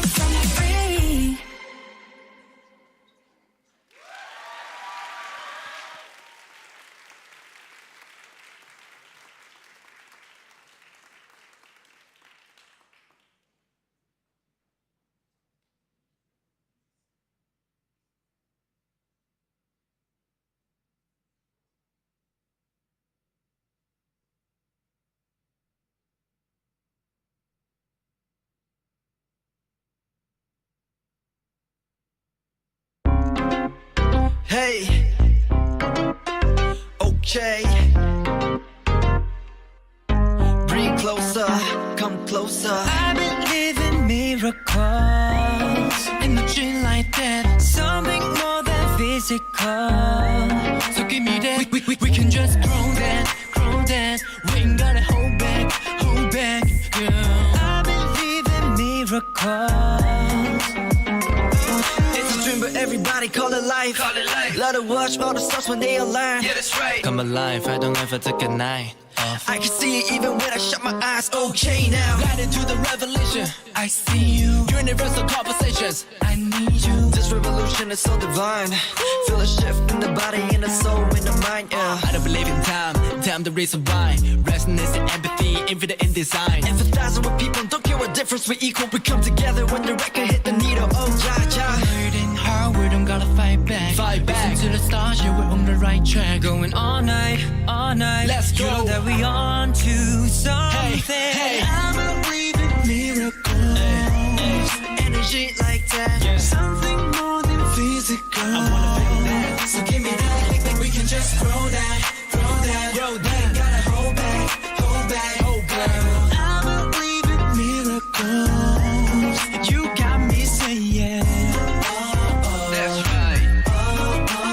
You got me saying. Give me that. Accelerate your conscience. The world is shifting lately. Feeling in the cosmos. All the love and maybe transcend the ego. Look, we got it all. No stress when we breathe in. Real with the feeling, it's true. Human nature innovator if you're feeling it too. Really, I just wanna reach, try to feel alive. All the love and the peace that I feel tonight. Yeah, that's right. Turn on the lights and glow. Out in the wild alone. Can't be by yourself. Let's connect and fly. Dreams can take you far. Find out who you really are. I may not be levitate me. At least more than physical. Energy like that, something more than physical. So give me that, we can just grow that. We ain't gotta hold back, baby. I believe in miracles. Girl, you got me saying, don't stop. Girl, you got me saying, give me that. Haven't been missing. Oh, nah. If you're near or you're far, it don't matter where you are. Now I'm there. Oh, nah. Yeah, I found it, you. I think you found it, too. Yeah, we found. Oh, nah. Baby, I believe in miracles.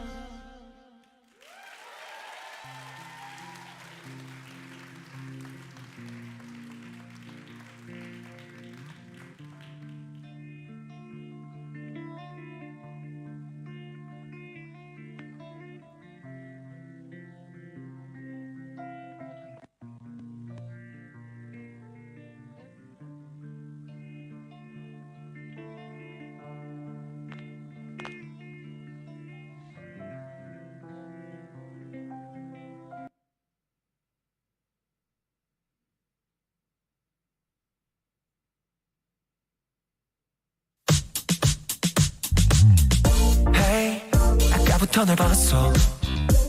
우린 처음이지만 모든 잠을 느낄 수 있어. 더 알고 싶어. Hey, 웃지만 말고 말야. 가본 적이 없는 곳에 널 데려가줄게. Come with me, put it on me. You got this, put it on me. 결국 내 손을 잡을 거야. Cause I know that you've been dreaming. 아침처럼 그게 déjà vu. 지금부터는 널 만나 인터뷰. 내가 원한 모든 걸 다 줄 수가 있어. 너의 모든 모습까지 다 come into my world. Won't let you down. Won't let you down. 내게로 와. In my new world. Knock knock knocking on heaven's door. Whipped cream 구운 손끝으로 straw. 내 all-star 밑에 티끌 날아 sunset. 너무 빠른 I'ma take it slow. 슬픔이 없는 곳에서 이대로 춤을 춰. 박자에 맞춰 박수. 넌 영혼을 내게 줘. 기쁨의 맛을 더 영원의 영혼을 더. Come on, put it on, put it on me. You got this, put it on, put it on me. 결국 내 손을 잡을 거야. Cause I know that you're Benjamin. 마치처럼 그게 deja vu. 지금부터는 널 만나 인터뷰.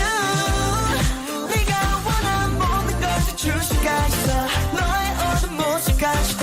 Come into my world.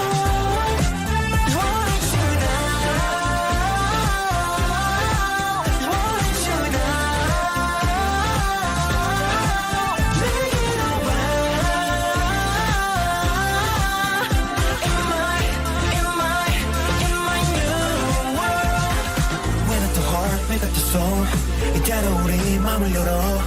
너에게는 나에게 새로운 미래를 열어줘. 날 손을 놓지 않을게. Trust in me, baby, I can see. 마치처럼 그게 deja vu. 지금부터 난 널 만나 인터뷰. 내가 원한 모든 걸 다 줄 수가 있어. 너의 어떤 모습까지도. Come into my world.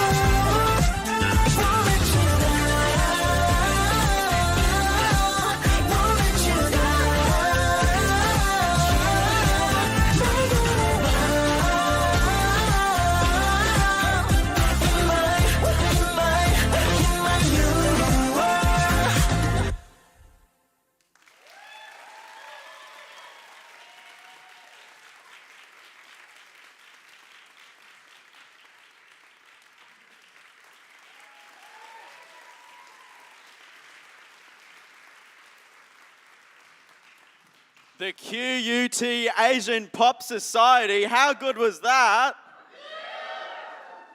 Wow, I really should join the QUT Asian Dance Pop Society. I was going to say it would be amazing if I could do anything else with my body than just walk on and off stage. That would be so cool. Sensational. Guys, if you love the performance, why don't you join the club? Or, even better, follow their Instagram too. Additionally, we're closing up the session, please ensure that you stick around afterwards to celebrate 10 years of TEDxQT. There will be live performances from student musicians, a chance to meet and talk to present and past speakers, and the unveiling of the 10-year anniversary video project. I'd now like you to think of a musician. What comes to mind? Someone busking on Queen Street? Or perhaps is that person performing to a crowd of thousands of people? Diana Tolmie is an international woodwind player and a lecturer at the Conservatorium at Griffith University. I'm sure we'll all walk out of here with a fresh perspective on the hidden talents of musicians that we hadn't heard of before. Please welcome to the stage, Diana Tolmie.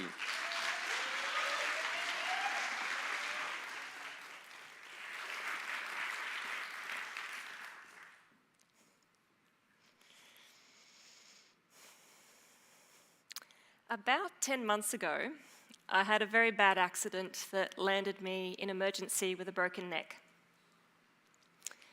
and a small piece of bone deciding whether to splice my spinal cord. The neurosurgeon asked me, "What do you do for a living?" And I said, "I'm a woodwind doubler." "What's that?" "Someone who performs flutes, clarinets, and saxophones in the pit of professional music theatre productions." And he thought about that for a while and said, "Okay, then I won't operate, because if I do, there's a high risk that you'll lose all feeling in your hands and feet. We'll put you in a neck brace and we'll hope the bone reattaches itself over time." Why am I smiling? I have since almost recovered, but at the time I was thinking, what am I going to do? There was a strong possibility I would never perform music again. What skills do I have other than performing music? It was depressing, but this career shock wasn't a new experience. Every single musician on the planet was asking those exact same questions when the 2020 pandemic decimated the global live music industry. About a third of musicians in the UK alone considered quitting, and with potential employers completely unaware of their transferable skills, many musicians went and worked as cleaners and food and beverage deliverers. Meanwhile, in Australia, our government did little to support the industry, and the punches kept coming when they decided to raise the arts and humanities degree fees. The message was clearly sent: you are non-essential, we do not value the arts. It seems that music employment does not have comparative economic or societal value. If you disagree, let's see a show of hands. Who here knows of someone who considered a career in the arts but then chose to pursue a more reputable and secure profession? I would suggest that this sentiment is based on misunderstanding and misinformation, and this is largely because a lot of what musicians do is away from the public eye. So David Attenborough could create a docu-series on us. Can you imagine it? What we see here is the nocturnal jazz musician. Don't startle her, she might just disappear backstage. Musicians are often romanticised as the long-suffering turned famous artist right through to the scourge of society, wasting taxpayers' money. But many musicians have never related to these stereotypes. For example, Albert Einstein, he was a professional standard classical violinist, and he took his instrument with him everywhere. He said that playing music freed up his brain to help him work out his theories, like relativity. Australian singer-songwriter Sophie Payton, more commonly known to us as Geordie. She is a medically trained doctor and worked as such during the pandemic. Bruce Dickinson of Iron Maiden fame was also a commercial airline pilot, very handy for touring the band. And the really amazing thing is that these people and musicians like them don't do these so-called day jobs because music doesn't pay the bills. They have a thirst for lifelong learning and they value skill attainment. A colleague of mine is a professional orchestral cellist and was also a finalist on MasterChef. And when the producers commented how responsive he was to instruction and critical feedback, he just replied, "But that's a big part of what I do. There's always a conductor out the front asking you to play things louder, softer, slower, faster, better." And similar examples of this appeared in pandemic news reports where the non-music employers were impressed with the musicians' work ethic, ability to focus on the task, their reliability and punctuality. And I began thinking, wouldn't it be wonderful if there was more widespread understanding about how musicians' core skills can transfer into other employment sectors? So I initiated a research study on Australian musicians working dual careers. That is, high-quality professional musicians who also work in other professional fields such as IT, health, law, research, and project management. I identified several transferable skills, some unsurprising, such as the ability to work autonomously, work well in teams, and possess great time management. What I didn't expect was they excelled at analysis and attention to detail, otherwise known as analytical thinking. Because of their years of mastery training, musicians' brains are wired differently. They have a larger amount of grey matter, therefore more neuronal pathways and brain activity. As such, their capacity to grasp the complexities of, say, 40-minute symphonies, 3-hour operas, and producing their own shows meant that when problem solving, they were more likely to perceive the bigger picture and the many outcomes scenarios. And this brain structure further enables their creativity. A common observation from their co-workers was they offer really creative solutions to intricate problems very quickly, out-of-the-box thinking. And this time-sensitive skill was often attributed to the jazz musicians, the singer-songwriters, and the composers, who by nature of the medium are creators on the fly. And the science behind this is the sheer act of music making can release those feel-good hormones such as dopamine, serotonin, and oxytocin, which are all contributors to creativity. You might be thinking, well done, musicians. How is this helpful to the broader population? The 2023 World Economic Forum Future of Jobs survey reported that analytical thinking and creativity are the top 2 most critical skills needed in our AI-impacted future. And we are also going to need to excel at human-centered skills such as communication and leadership. The musicians in my study were very adept at clear communication, but they were also very empathetic to the point that their co-workers would often team them up with the so-called difficult clients. Music making, empathy, it's very valuable. Next time you're at your live event, have a good look at the musicians' non-verbal cues. Not only are they looking at each other, they are listening, responding, and leading on multiple levels. Though curiously, the musicians self-identified as poor leaders, but their co-workers suggested they were servant leaders or leading by example because they possessed high professional standards that had evolved from the years of mastering their craft and perfecting their music. Overall, this resulted in high quality team outcomes. Such perfectionism can lead to rigidity. But by necessity, musicians have to be flexible and adaptable. What can go wrong, will go wrong, is a common assumption in live performance, and every musician will have their show must go on story to tell. A good friend of mine was playing clarinet in the musical My Fair Lady. What could possibly go wrong? Between Act 1 and 2, her waters broke. Yes, she was pregnant. Now, most people would take themselves off to hospital straight away, but she played through Act 2 in labour.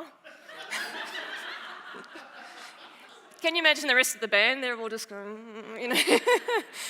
And then she took herself off to hospital. This persistence and ability to forge ahead regardless is, as we know, an increasingly valuable skill known as resilience. And this resilience, I discovered, present in so many musicians, is founded in their passion for music. And this passion or zest is incredibly infectious in the workplace. Ask a musician what they love about music, and they will give you a raft of answers such as, it's my therapy, it's my escape. It's part of being something bigger than yourself. And for some, the perfection is like touching God. And all of this would suggest a sincere lack of ego. You might be thinking, I can think of some pretty egotistical musicians. But in this case, I was outing some of these people to their co-workers saying, do you realise that the person that you're working with is one of Australia's best piano players? No. Do you realise the person you're working with tours with some really famous popular musicians? No, they never told me. The reality is the future of humanity is going to see more pandemics, more geopolitical tensions, and more climate disruption with the need for more innovative solutions to these wicked problems. One of the conundrums the World Economic Forum identified is how do we develop analytical thinking, creativity, communication, leadership, adaptability, flexibility, and resilience in our future workers? I would argue we already have the solution. To achieve this, we need to move away from the outdated idea of professional musician and rather appreciate and respect what they offer society beyond the art form. Imagine a future where school leavers are encouraged to study music, or even better still, it is government-funded compulsory education in schools.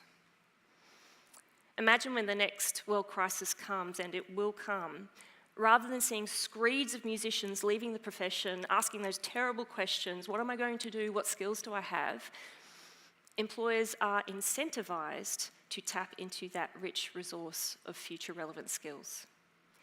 thus rewriting the rhetoric to "you are essential. We do value the arts.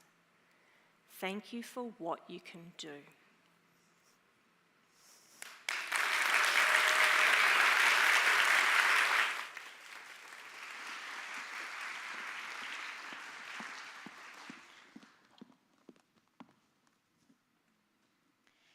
There's no doubt that veganism has had a significant impact on a global scale.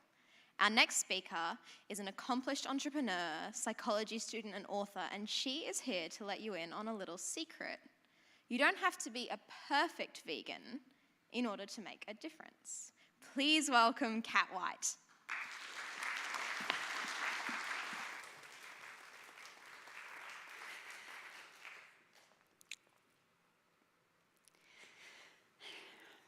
Okay, I have something to confess straight up. Even though I'm vegan, I'm not really an animal lover. I wish them no harm, of course. I just don't feel the need to, interact with them. Except all the cute dogs at the park. That's weird, right? A vegan who doesn't love animals? But I actually never thought I would be someone who would go vegan. Like most Aussies, I'd grown up with roast lamb on Sundays. We had fish and chips on the beach. And my dad's barbecue steak was better than any restaurant. Up until recently, there's no way I would have given any of that up. And I thought people who were vegan were missing out. I even have this memory of meeting two of my husband's friends for the first time. They're a couple where one of them's vegan and the other's not. And I remember saying to my husband, "I'm so glad neither of us is vegan." I just couldn't see how it would work for a couple. They wouldn't be able to go out to dinner and share each other's food, and that's one of my favourite hobbies. I also had the impression that all vegans were angry, radical, tried to force everyone, and had to go to protests. Plus, I had no desire to hang out with cows or chickens, so I didn't think I fit the vegan mold. But something changed my mind. I started learning the reasons why people choose to be vegan, and it's not just about animals. And I also learnt we don't need to be a perfect vegan to make a difference. For the first 35 years of my life, I had been eating the standard Western diet. Besides trying to be healthy, I'd never really thought about where my food came from, why I ate this animal and not another one, and what impact my choices had on the rest of the planet. Until I read this book, Why We Love Dogs, Eat Pigs, and Wear Cows. As a psychology student, I'm fascinated by human behaviour. This book explored the psychology behind why and how different cultures around the world have chosen certain animals to eat, but not others. Why we love our pet dogs, but turn a blind eye to the slaughter of the 80 billion animals we eat every year. I obviously knew animals needed to be killed if we wanted to eat them. I just thought it was normal, and as long as I didn't see it, that was okay. But there were some things I didn't know, like how cows need to have a baby to make milk, but then in most cases they have their babies taken away so we can have their milk instead. And when it comes to layer hens, baby male chickens are killed at 1 day old because they'll never give us eggs. That was the book that kickstarted my own research into this field. And I learnt some pretty shocking things.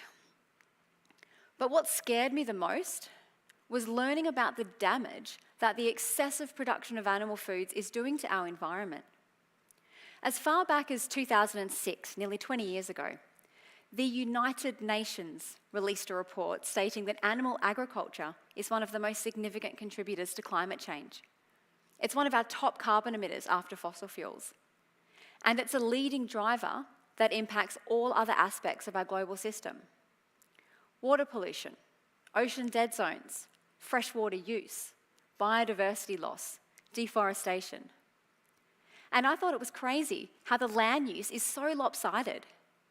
Worldwide, animals and their feed take up over 80% of all our farmland, yet they provide only 18% of our food. It's just not an efficient system. Knowing all this, I felt deeply compelled to do something. I can't stop climate change, but I can change my diet. I'm going to share with you, I didn't go vegan overnight, and I'm still not perfect at it. It's an ongoing journey. But remember, we don't need to be a perfect vegan to make a difference. So, day one of being an imperfect vegan, I looked for ways I could still eat meat, but in the most climate-friendly way. I wondered about organic and pasture-raised farms. I knew grass-fed beef was healthier, so I figured it must be better for the environment too, right? Well, not really. So the big study that stands out is from researchers at Oxford University. They looked at the environmental impacts of a whole lot of different foods, using data from nearly 40,000 farms across more than 100 countries. It's a very comprehensive study. And what they found was that overall, even the most sustainably farmed, best quality animal products still had more negative environmental impacts than most plant foods. So that wasn't going to work. All right then, what about eating local? I've heard about food miles. The less a food has to travel before it gets to me, the less carbon emissions it has. So buying beef from local farmers should be fine, right? Unfortunately, that didn't work either. When I looked at all the emissions from each item of food, I was surprised to see transport only makes up a tiny amount. On this image, we can hardly see those little pink bars that represent transport. The majority of a food's emissions come from how it's produced, and animal foods just have a bigger impact in production than plant foods. So no matter how far away my veggies come from, they're still going to be better for the environment than local meats. At this point, I was starting to feel a bit overwhelmed and disappointed that I couldn't find a good argument to keep eating meat. So I stopped. I wanted to do my bit to help the planet, and I realized that as individuals, we actually have a lot of personal power. Sure, companies producing these foods have a social responsibility to reduce their emissions and minimize harm, but there's only so far they can go. There's just no getting around the inefficiency of the vast amounts of food, water, and land that goes into keeping animals alive until we eat them. Instead, whenever we choose what to buy at the shops or order at a restaurant, we have the power to make a positive impact on our planet. We don't need to be a perfect vegan to make a difference, but changing what goes on our plate is the quickest and easiest thing we can do as individuals with the biggest return on investment. When we switch from a standard Western diet to a plant-based diet, we reduce our food-related emissions by 70%. This means you're doing more for the environment than washing with cold water and recycling and upgrading light bulbs, all put together. Even if you went plant-based for only 1 day a week, over a year, you'd save around 212,000 litres of water. That's a big random number, so I'll put it in context. If you used it for drinking water, it would last you 290 years. Okay, so it definitely seems better for the environment to eat plants. But then I thought, what about my body? I want to be healthy. Aren't vegan diets missing vital nutrients? Thankfully, here's where I learned some good news. Studies from around the world are showing that a whole foods, plant-based diet is also the healthiest diet for our bodies. Not a junk food vegan, unfortunately. We can't be healthy on Oreos and French fries. They may be delicious, but we've actually got to eat real food, like fruits, veggies, and whole grains. And all the major dietetics associations have statements saying that a well-planned vegan diet is suitable for all stages of life. It takes a little bit of planning, but once we've cut out meat, dairy, and eggs, there are no nutrients we're missing if we're replacing them with a balanced, whole foods, plant-based diet. Now, this is not a nutrition lecture, but let me just address protein, because I know that's what some of us are thinking, right? Protein was the first thing I was worried about when I made the switch, but I was actually surprised at how simple it is. Protein comes from beans and lentils, tofu, whole grains, nuts and seeds. So when I make a big pot of chili, I use beans instead of mince. In a shepherd's pie, it's lentils instead of lamb. And in my lunch wrap, it's tofu instead of chicken. And I sprinkle seeds all over my salads. I honestly love all these delicious and healthy plant foods, and I'm going to keep eating them. But I'm still not a perfect vegan. And I thought I'd better give you an example.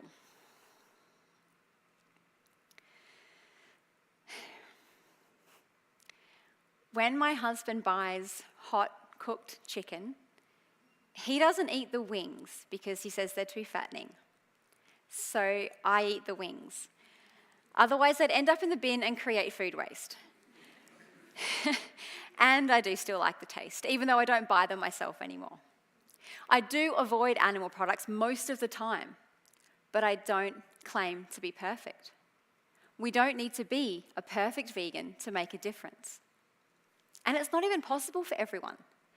Around the world, there's cultures and communities who really do rely on animal products to survive. Even in modern Western countries, not everyone has access to the same nutritious plant foods. And people with food allergies can't always eat what they want. So if you do have the ability to choose what you eat, choosing plant-based foods is a no-brainer. I would go so far as to say it's a responsibility. This is something we can do daily to help the planet, just like carrying around our own water bottle, turning off the tap when we brush our teeth, and switching the lights off when we leave the room. It's simple, easy, and makes a difference. When I first learnt about the global impacts of our food choices, not to mention the truth about what really happens to animals, I did want to be a perfect vegan. I tried to do everything, but I put a lot of pressure on myself and I started to burn out. It really is easier to just be normal and eat like everyone else. But it doesn't need to be all or nothing.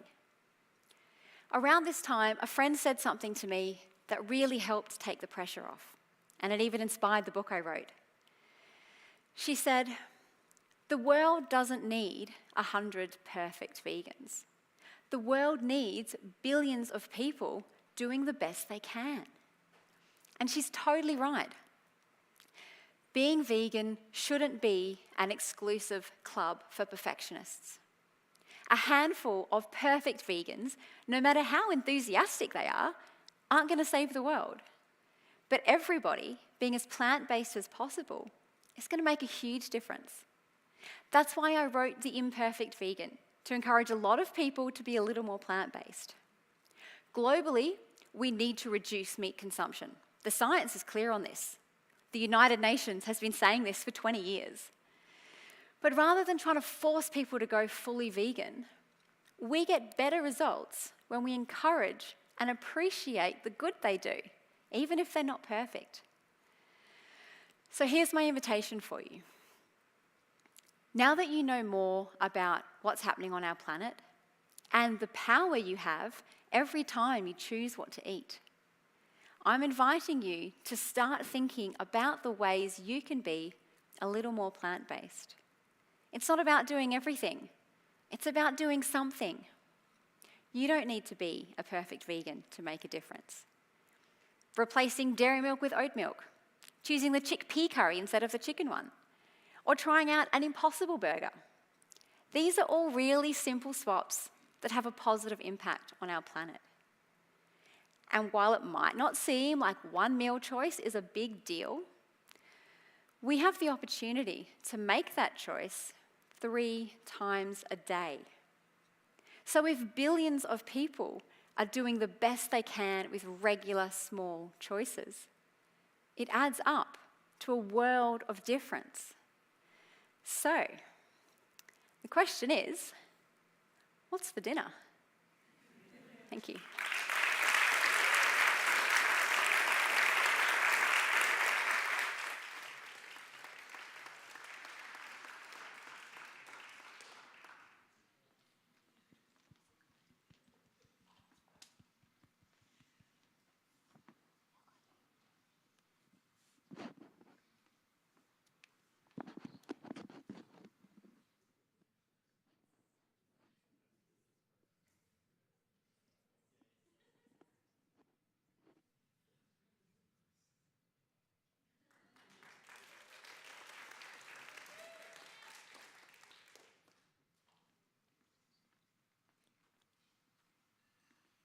That's one small step for man,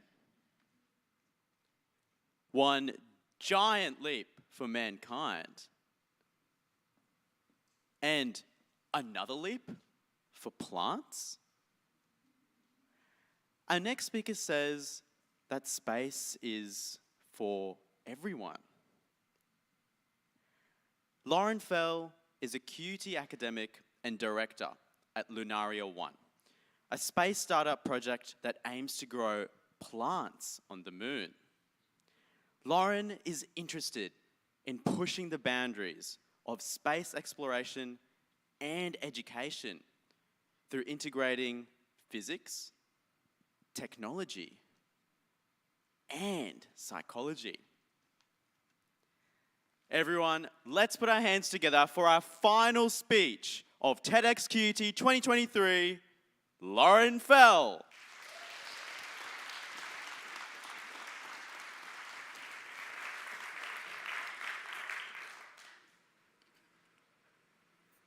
This seed is a result of generations and generations of adaptation to life on Earth. All it knows is Earth.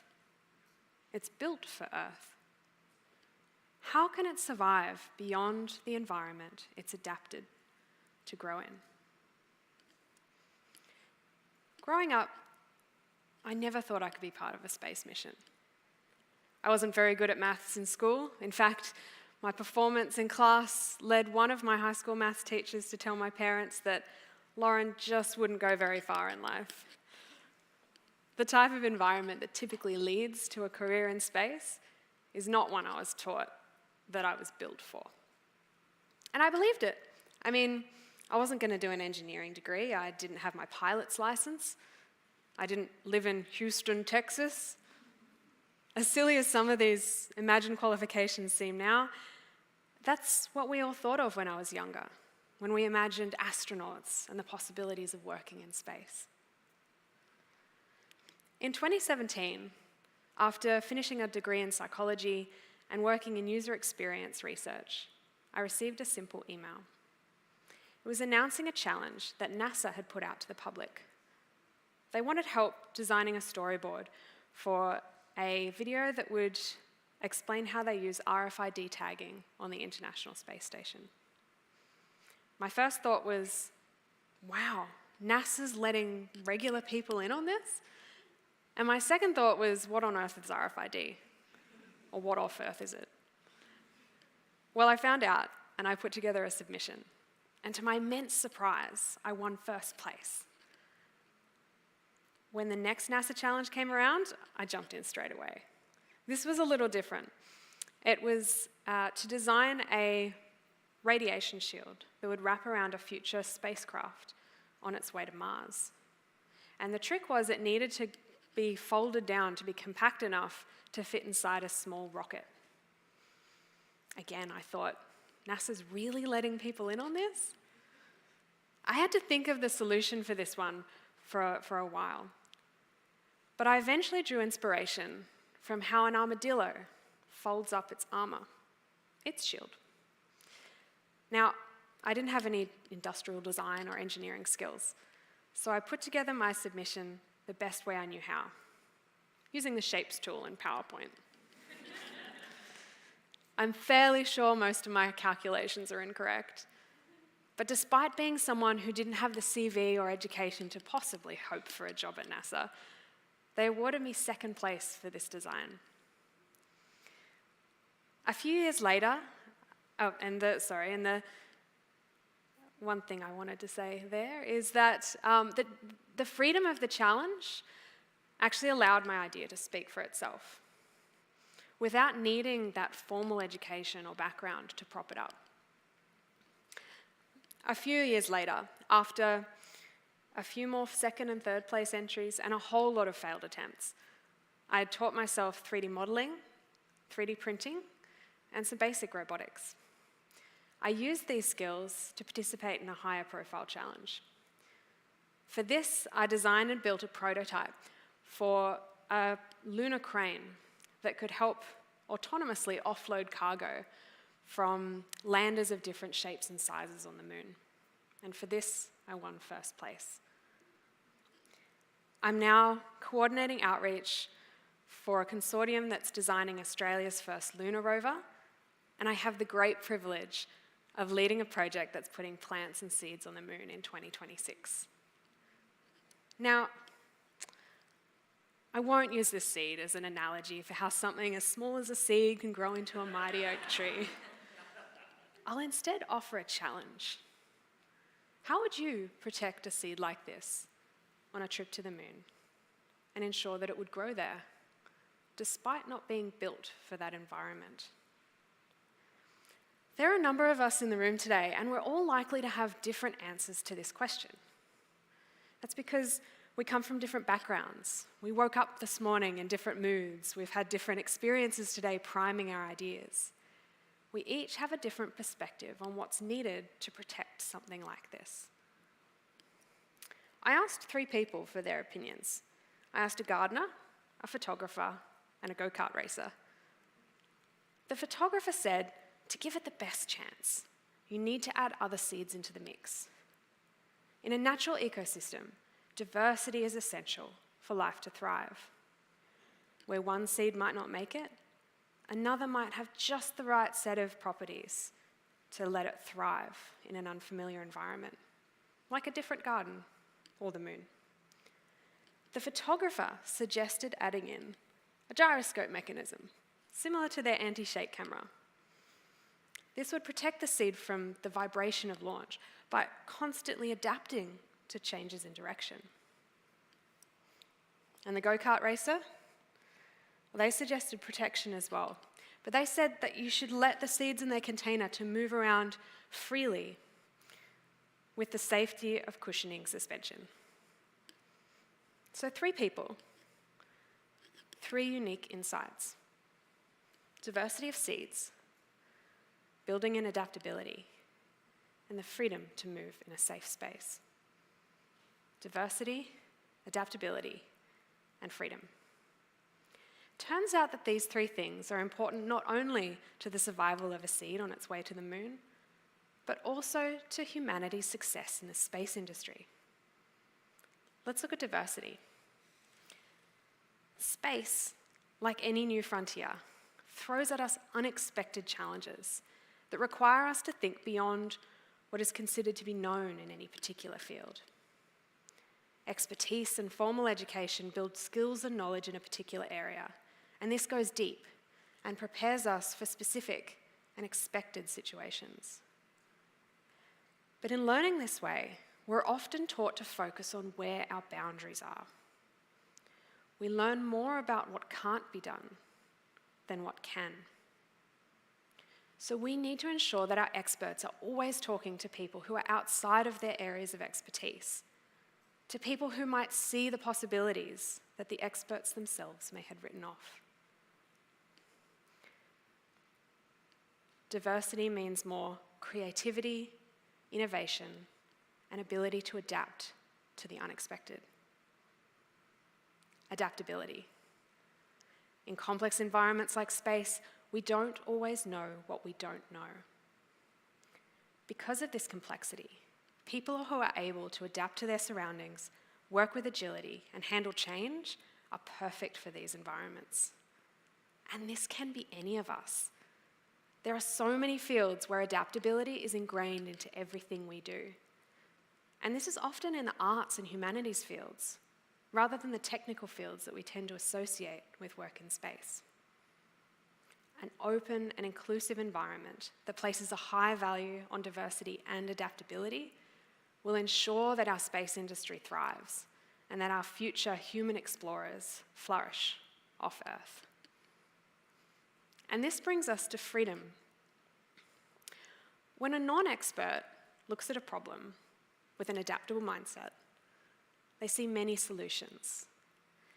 And the key is they have the mental freedom to explore these solutions without the burden of thinking, that's just not the way I was taught to do it, or, yeah, that's not the way it's meant to be done. But this freedom needs two things. It needs trust and safety. We can build trust by giving people access to the tools and capabilities they need to connect meaningfully to experts and to the field. For example, simple 3D design skills, or the ability to communicate with precision. And safety, in building an environment where people feel safe to share and explore their ideas, where the freedom to look beyond the boundaries of expertise are not only encouraged, but become an indispensable part of how we work. Space is an exploration for our human race, ventured not for individuals, but for all.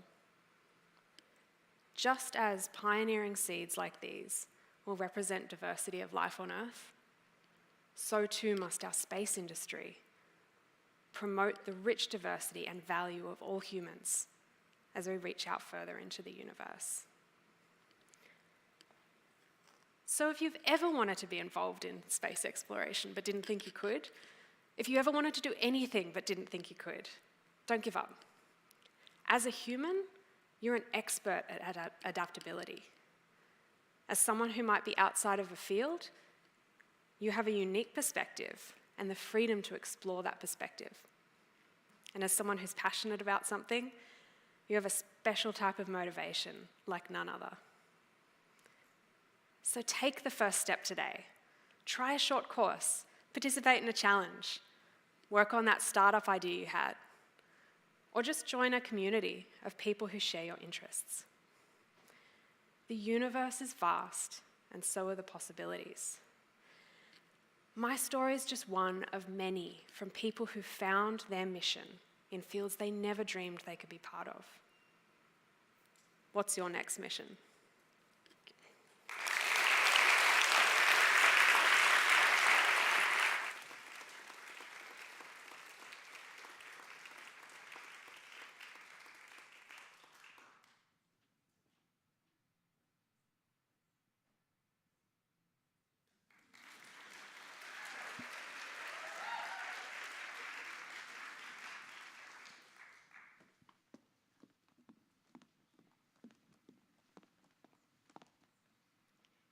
Thank you all so much for being a part of today with us and for supporting ideas that are worth sharing.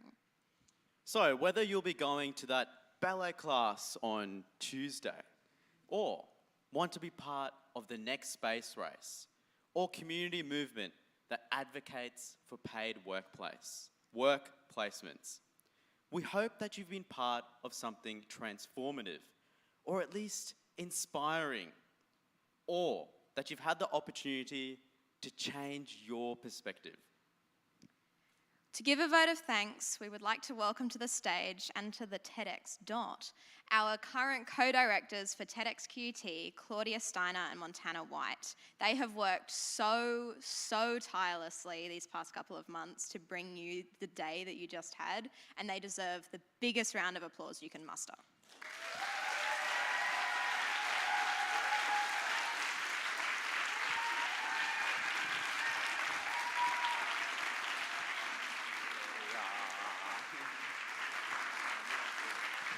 Here's a microphone.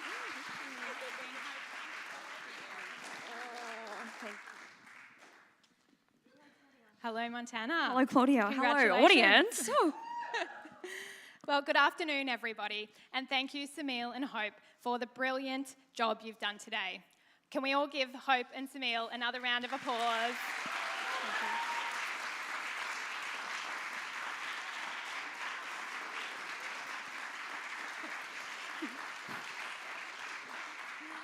My name is Claudia Steiner, and I am the event coordinator for QUT's Student Engagement Portfolio and the co-director of the TEDxQUT program.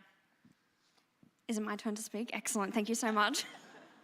My name is Montana White, and I am the co-director of TEDxQT as well, and also the speaker relations coordinator. So I've had the privilege of the last 3 months getting to know our speakers and MCs very closely.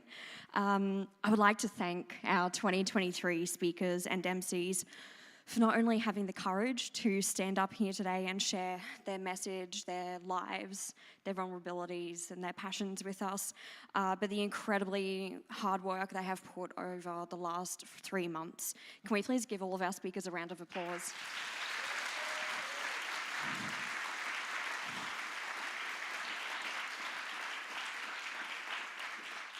We would also like to thank you, our audience today, for being here, and the TEDx community that continues to grow. Shout out to the people also watching online. We hope you've had a fantastic experience, and we're leaving today feeling like you can start conversations or at least have a new perspective. We are incredibly grateful for the team, the volunteers here today, our social media ambassador, the venue staff, and the staff from Twisted Pair Productions, all involved in delivering today's successful event. I especially would like to thank Montana for her dedication and passion for the program. Mon continues to put her heart and soul into the curation of the talks, supporting our speakers to have the best possible experience. And I know how grateful all the speakers are for everything you've done for them this year. We would also like to acknowledge the support for the program across the university and thank our Director of Student Engagement, Peter Gatbonton, our Executive Director, Student Services and Wellbeing, Adam Williams, for being here today, as well as the continuous support across the university and from the University Registrar, Leanne Harvey, and the Vice-Chancellor and University President, Professor Margaret Shiel. I know this is off script, but I'd like to personally thank Caitlin Dexter, who is the current licensee for TEDxQT, who has been part of the TEDxQT journey for quite some time and has done some formidable work in turning TEDxQT into what it is today. It is my privilege and honour to have known Caitlin for quite a while now, and she is a proud champion of everything we do here at TEDxQT. While TED is not a political platform, it would be remiss of us to not address the historical referendum that has taken place this weekend and the current Israeli-Palestine conflict. We acknowledge the cultural burden that this has caused, as well as the despair that has affected the First Nations, Israeli and Palestine communities. As a person who is not part of these cultures, it would not be right for me to share my opinion on this matter up here, but we stand in support with those who have important voices to be shared. TEDx has and will continue to be a voice to start conversations about important topics. We encourage the audience here today and into the future to take this ethos out into the world, to educate yourself, be part of solutions, and be part of communities that take part in transformative discussions. The last 10 years of TEDxQT have provided a universally recognised platform at a community level and provided the QUT community the opportunity to share voices and ideas that are transformative, that are unique, and that are part of driving the world towards positive change. Today we celebrate 10 years of stories, ideas, and the people who have made it all possible. A big cheers to 10 years of TEDxQT.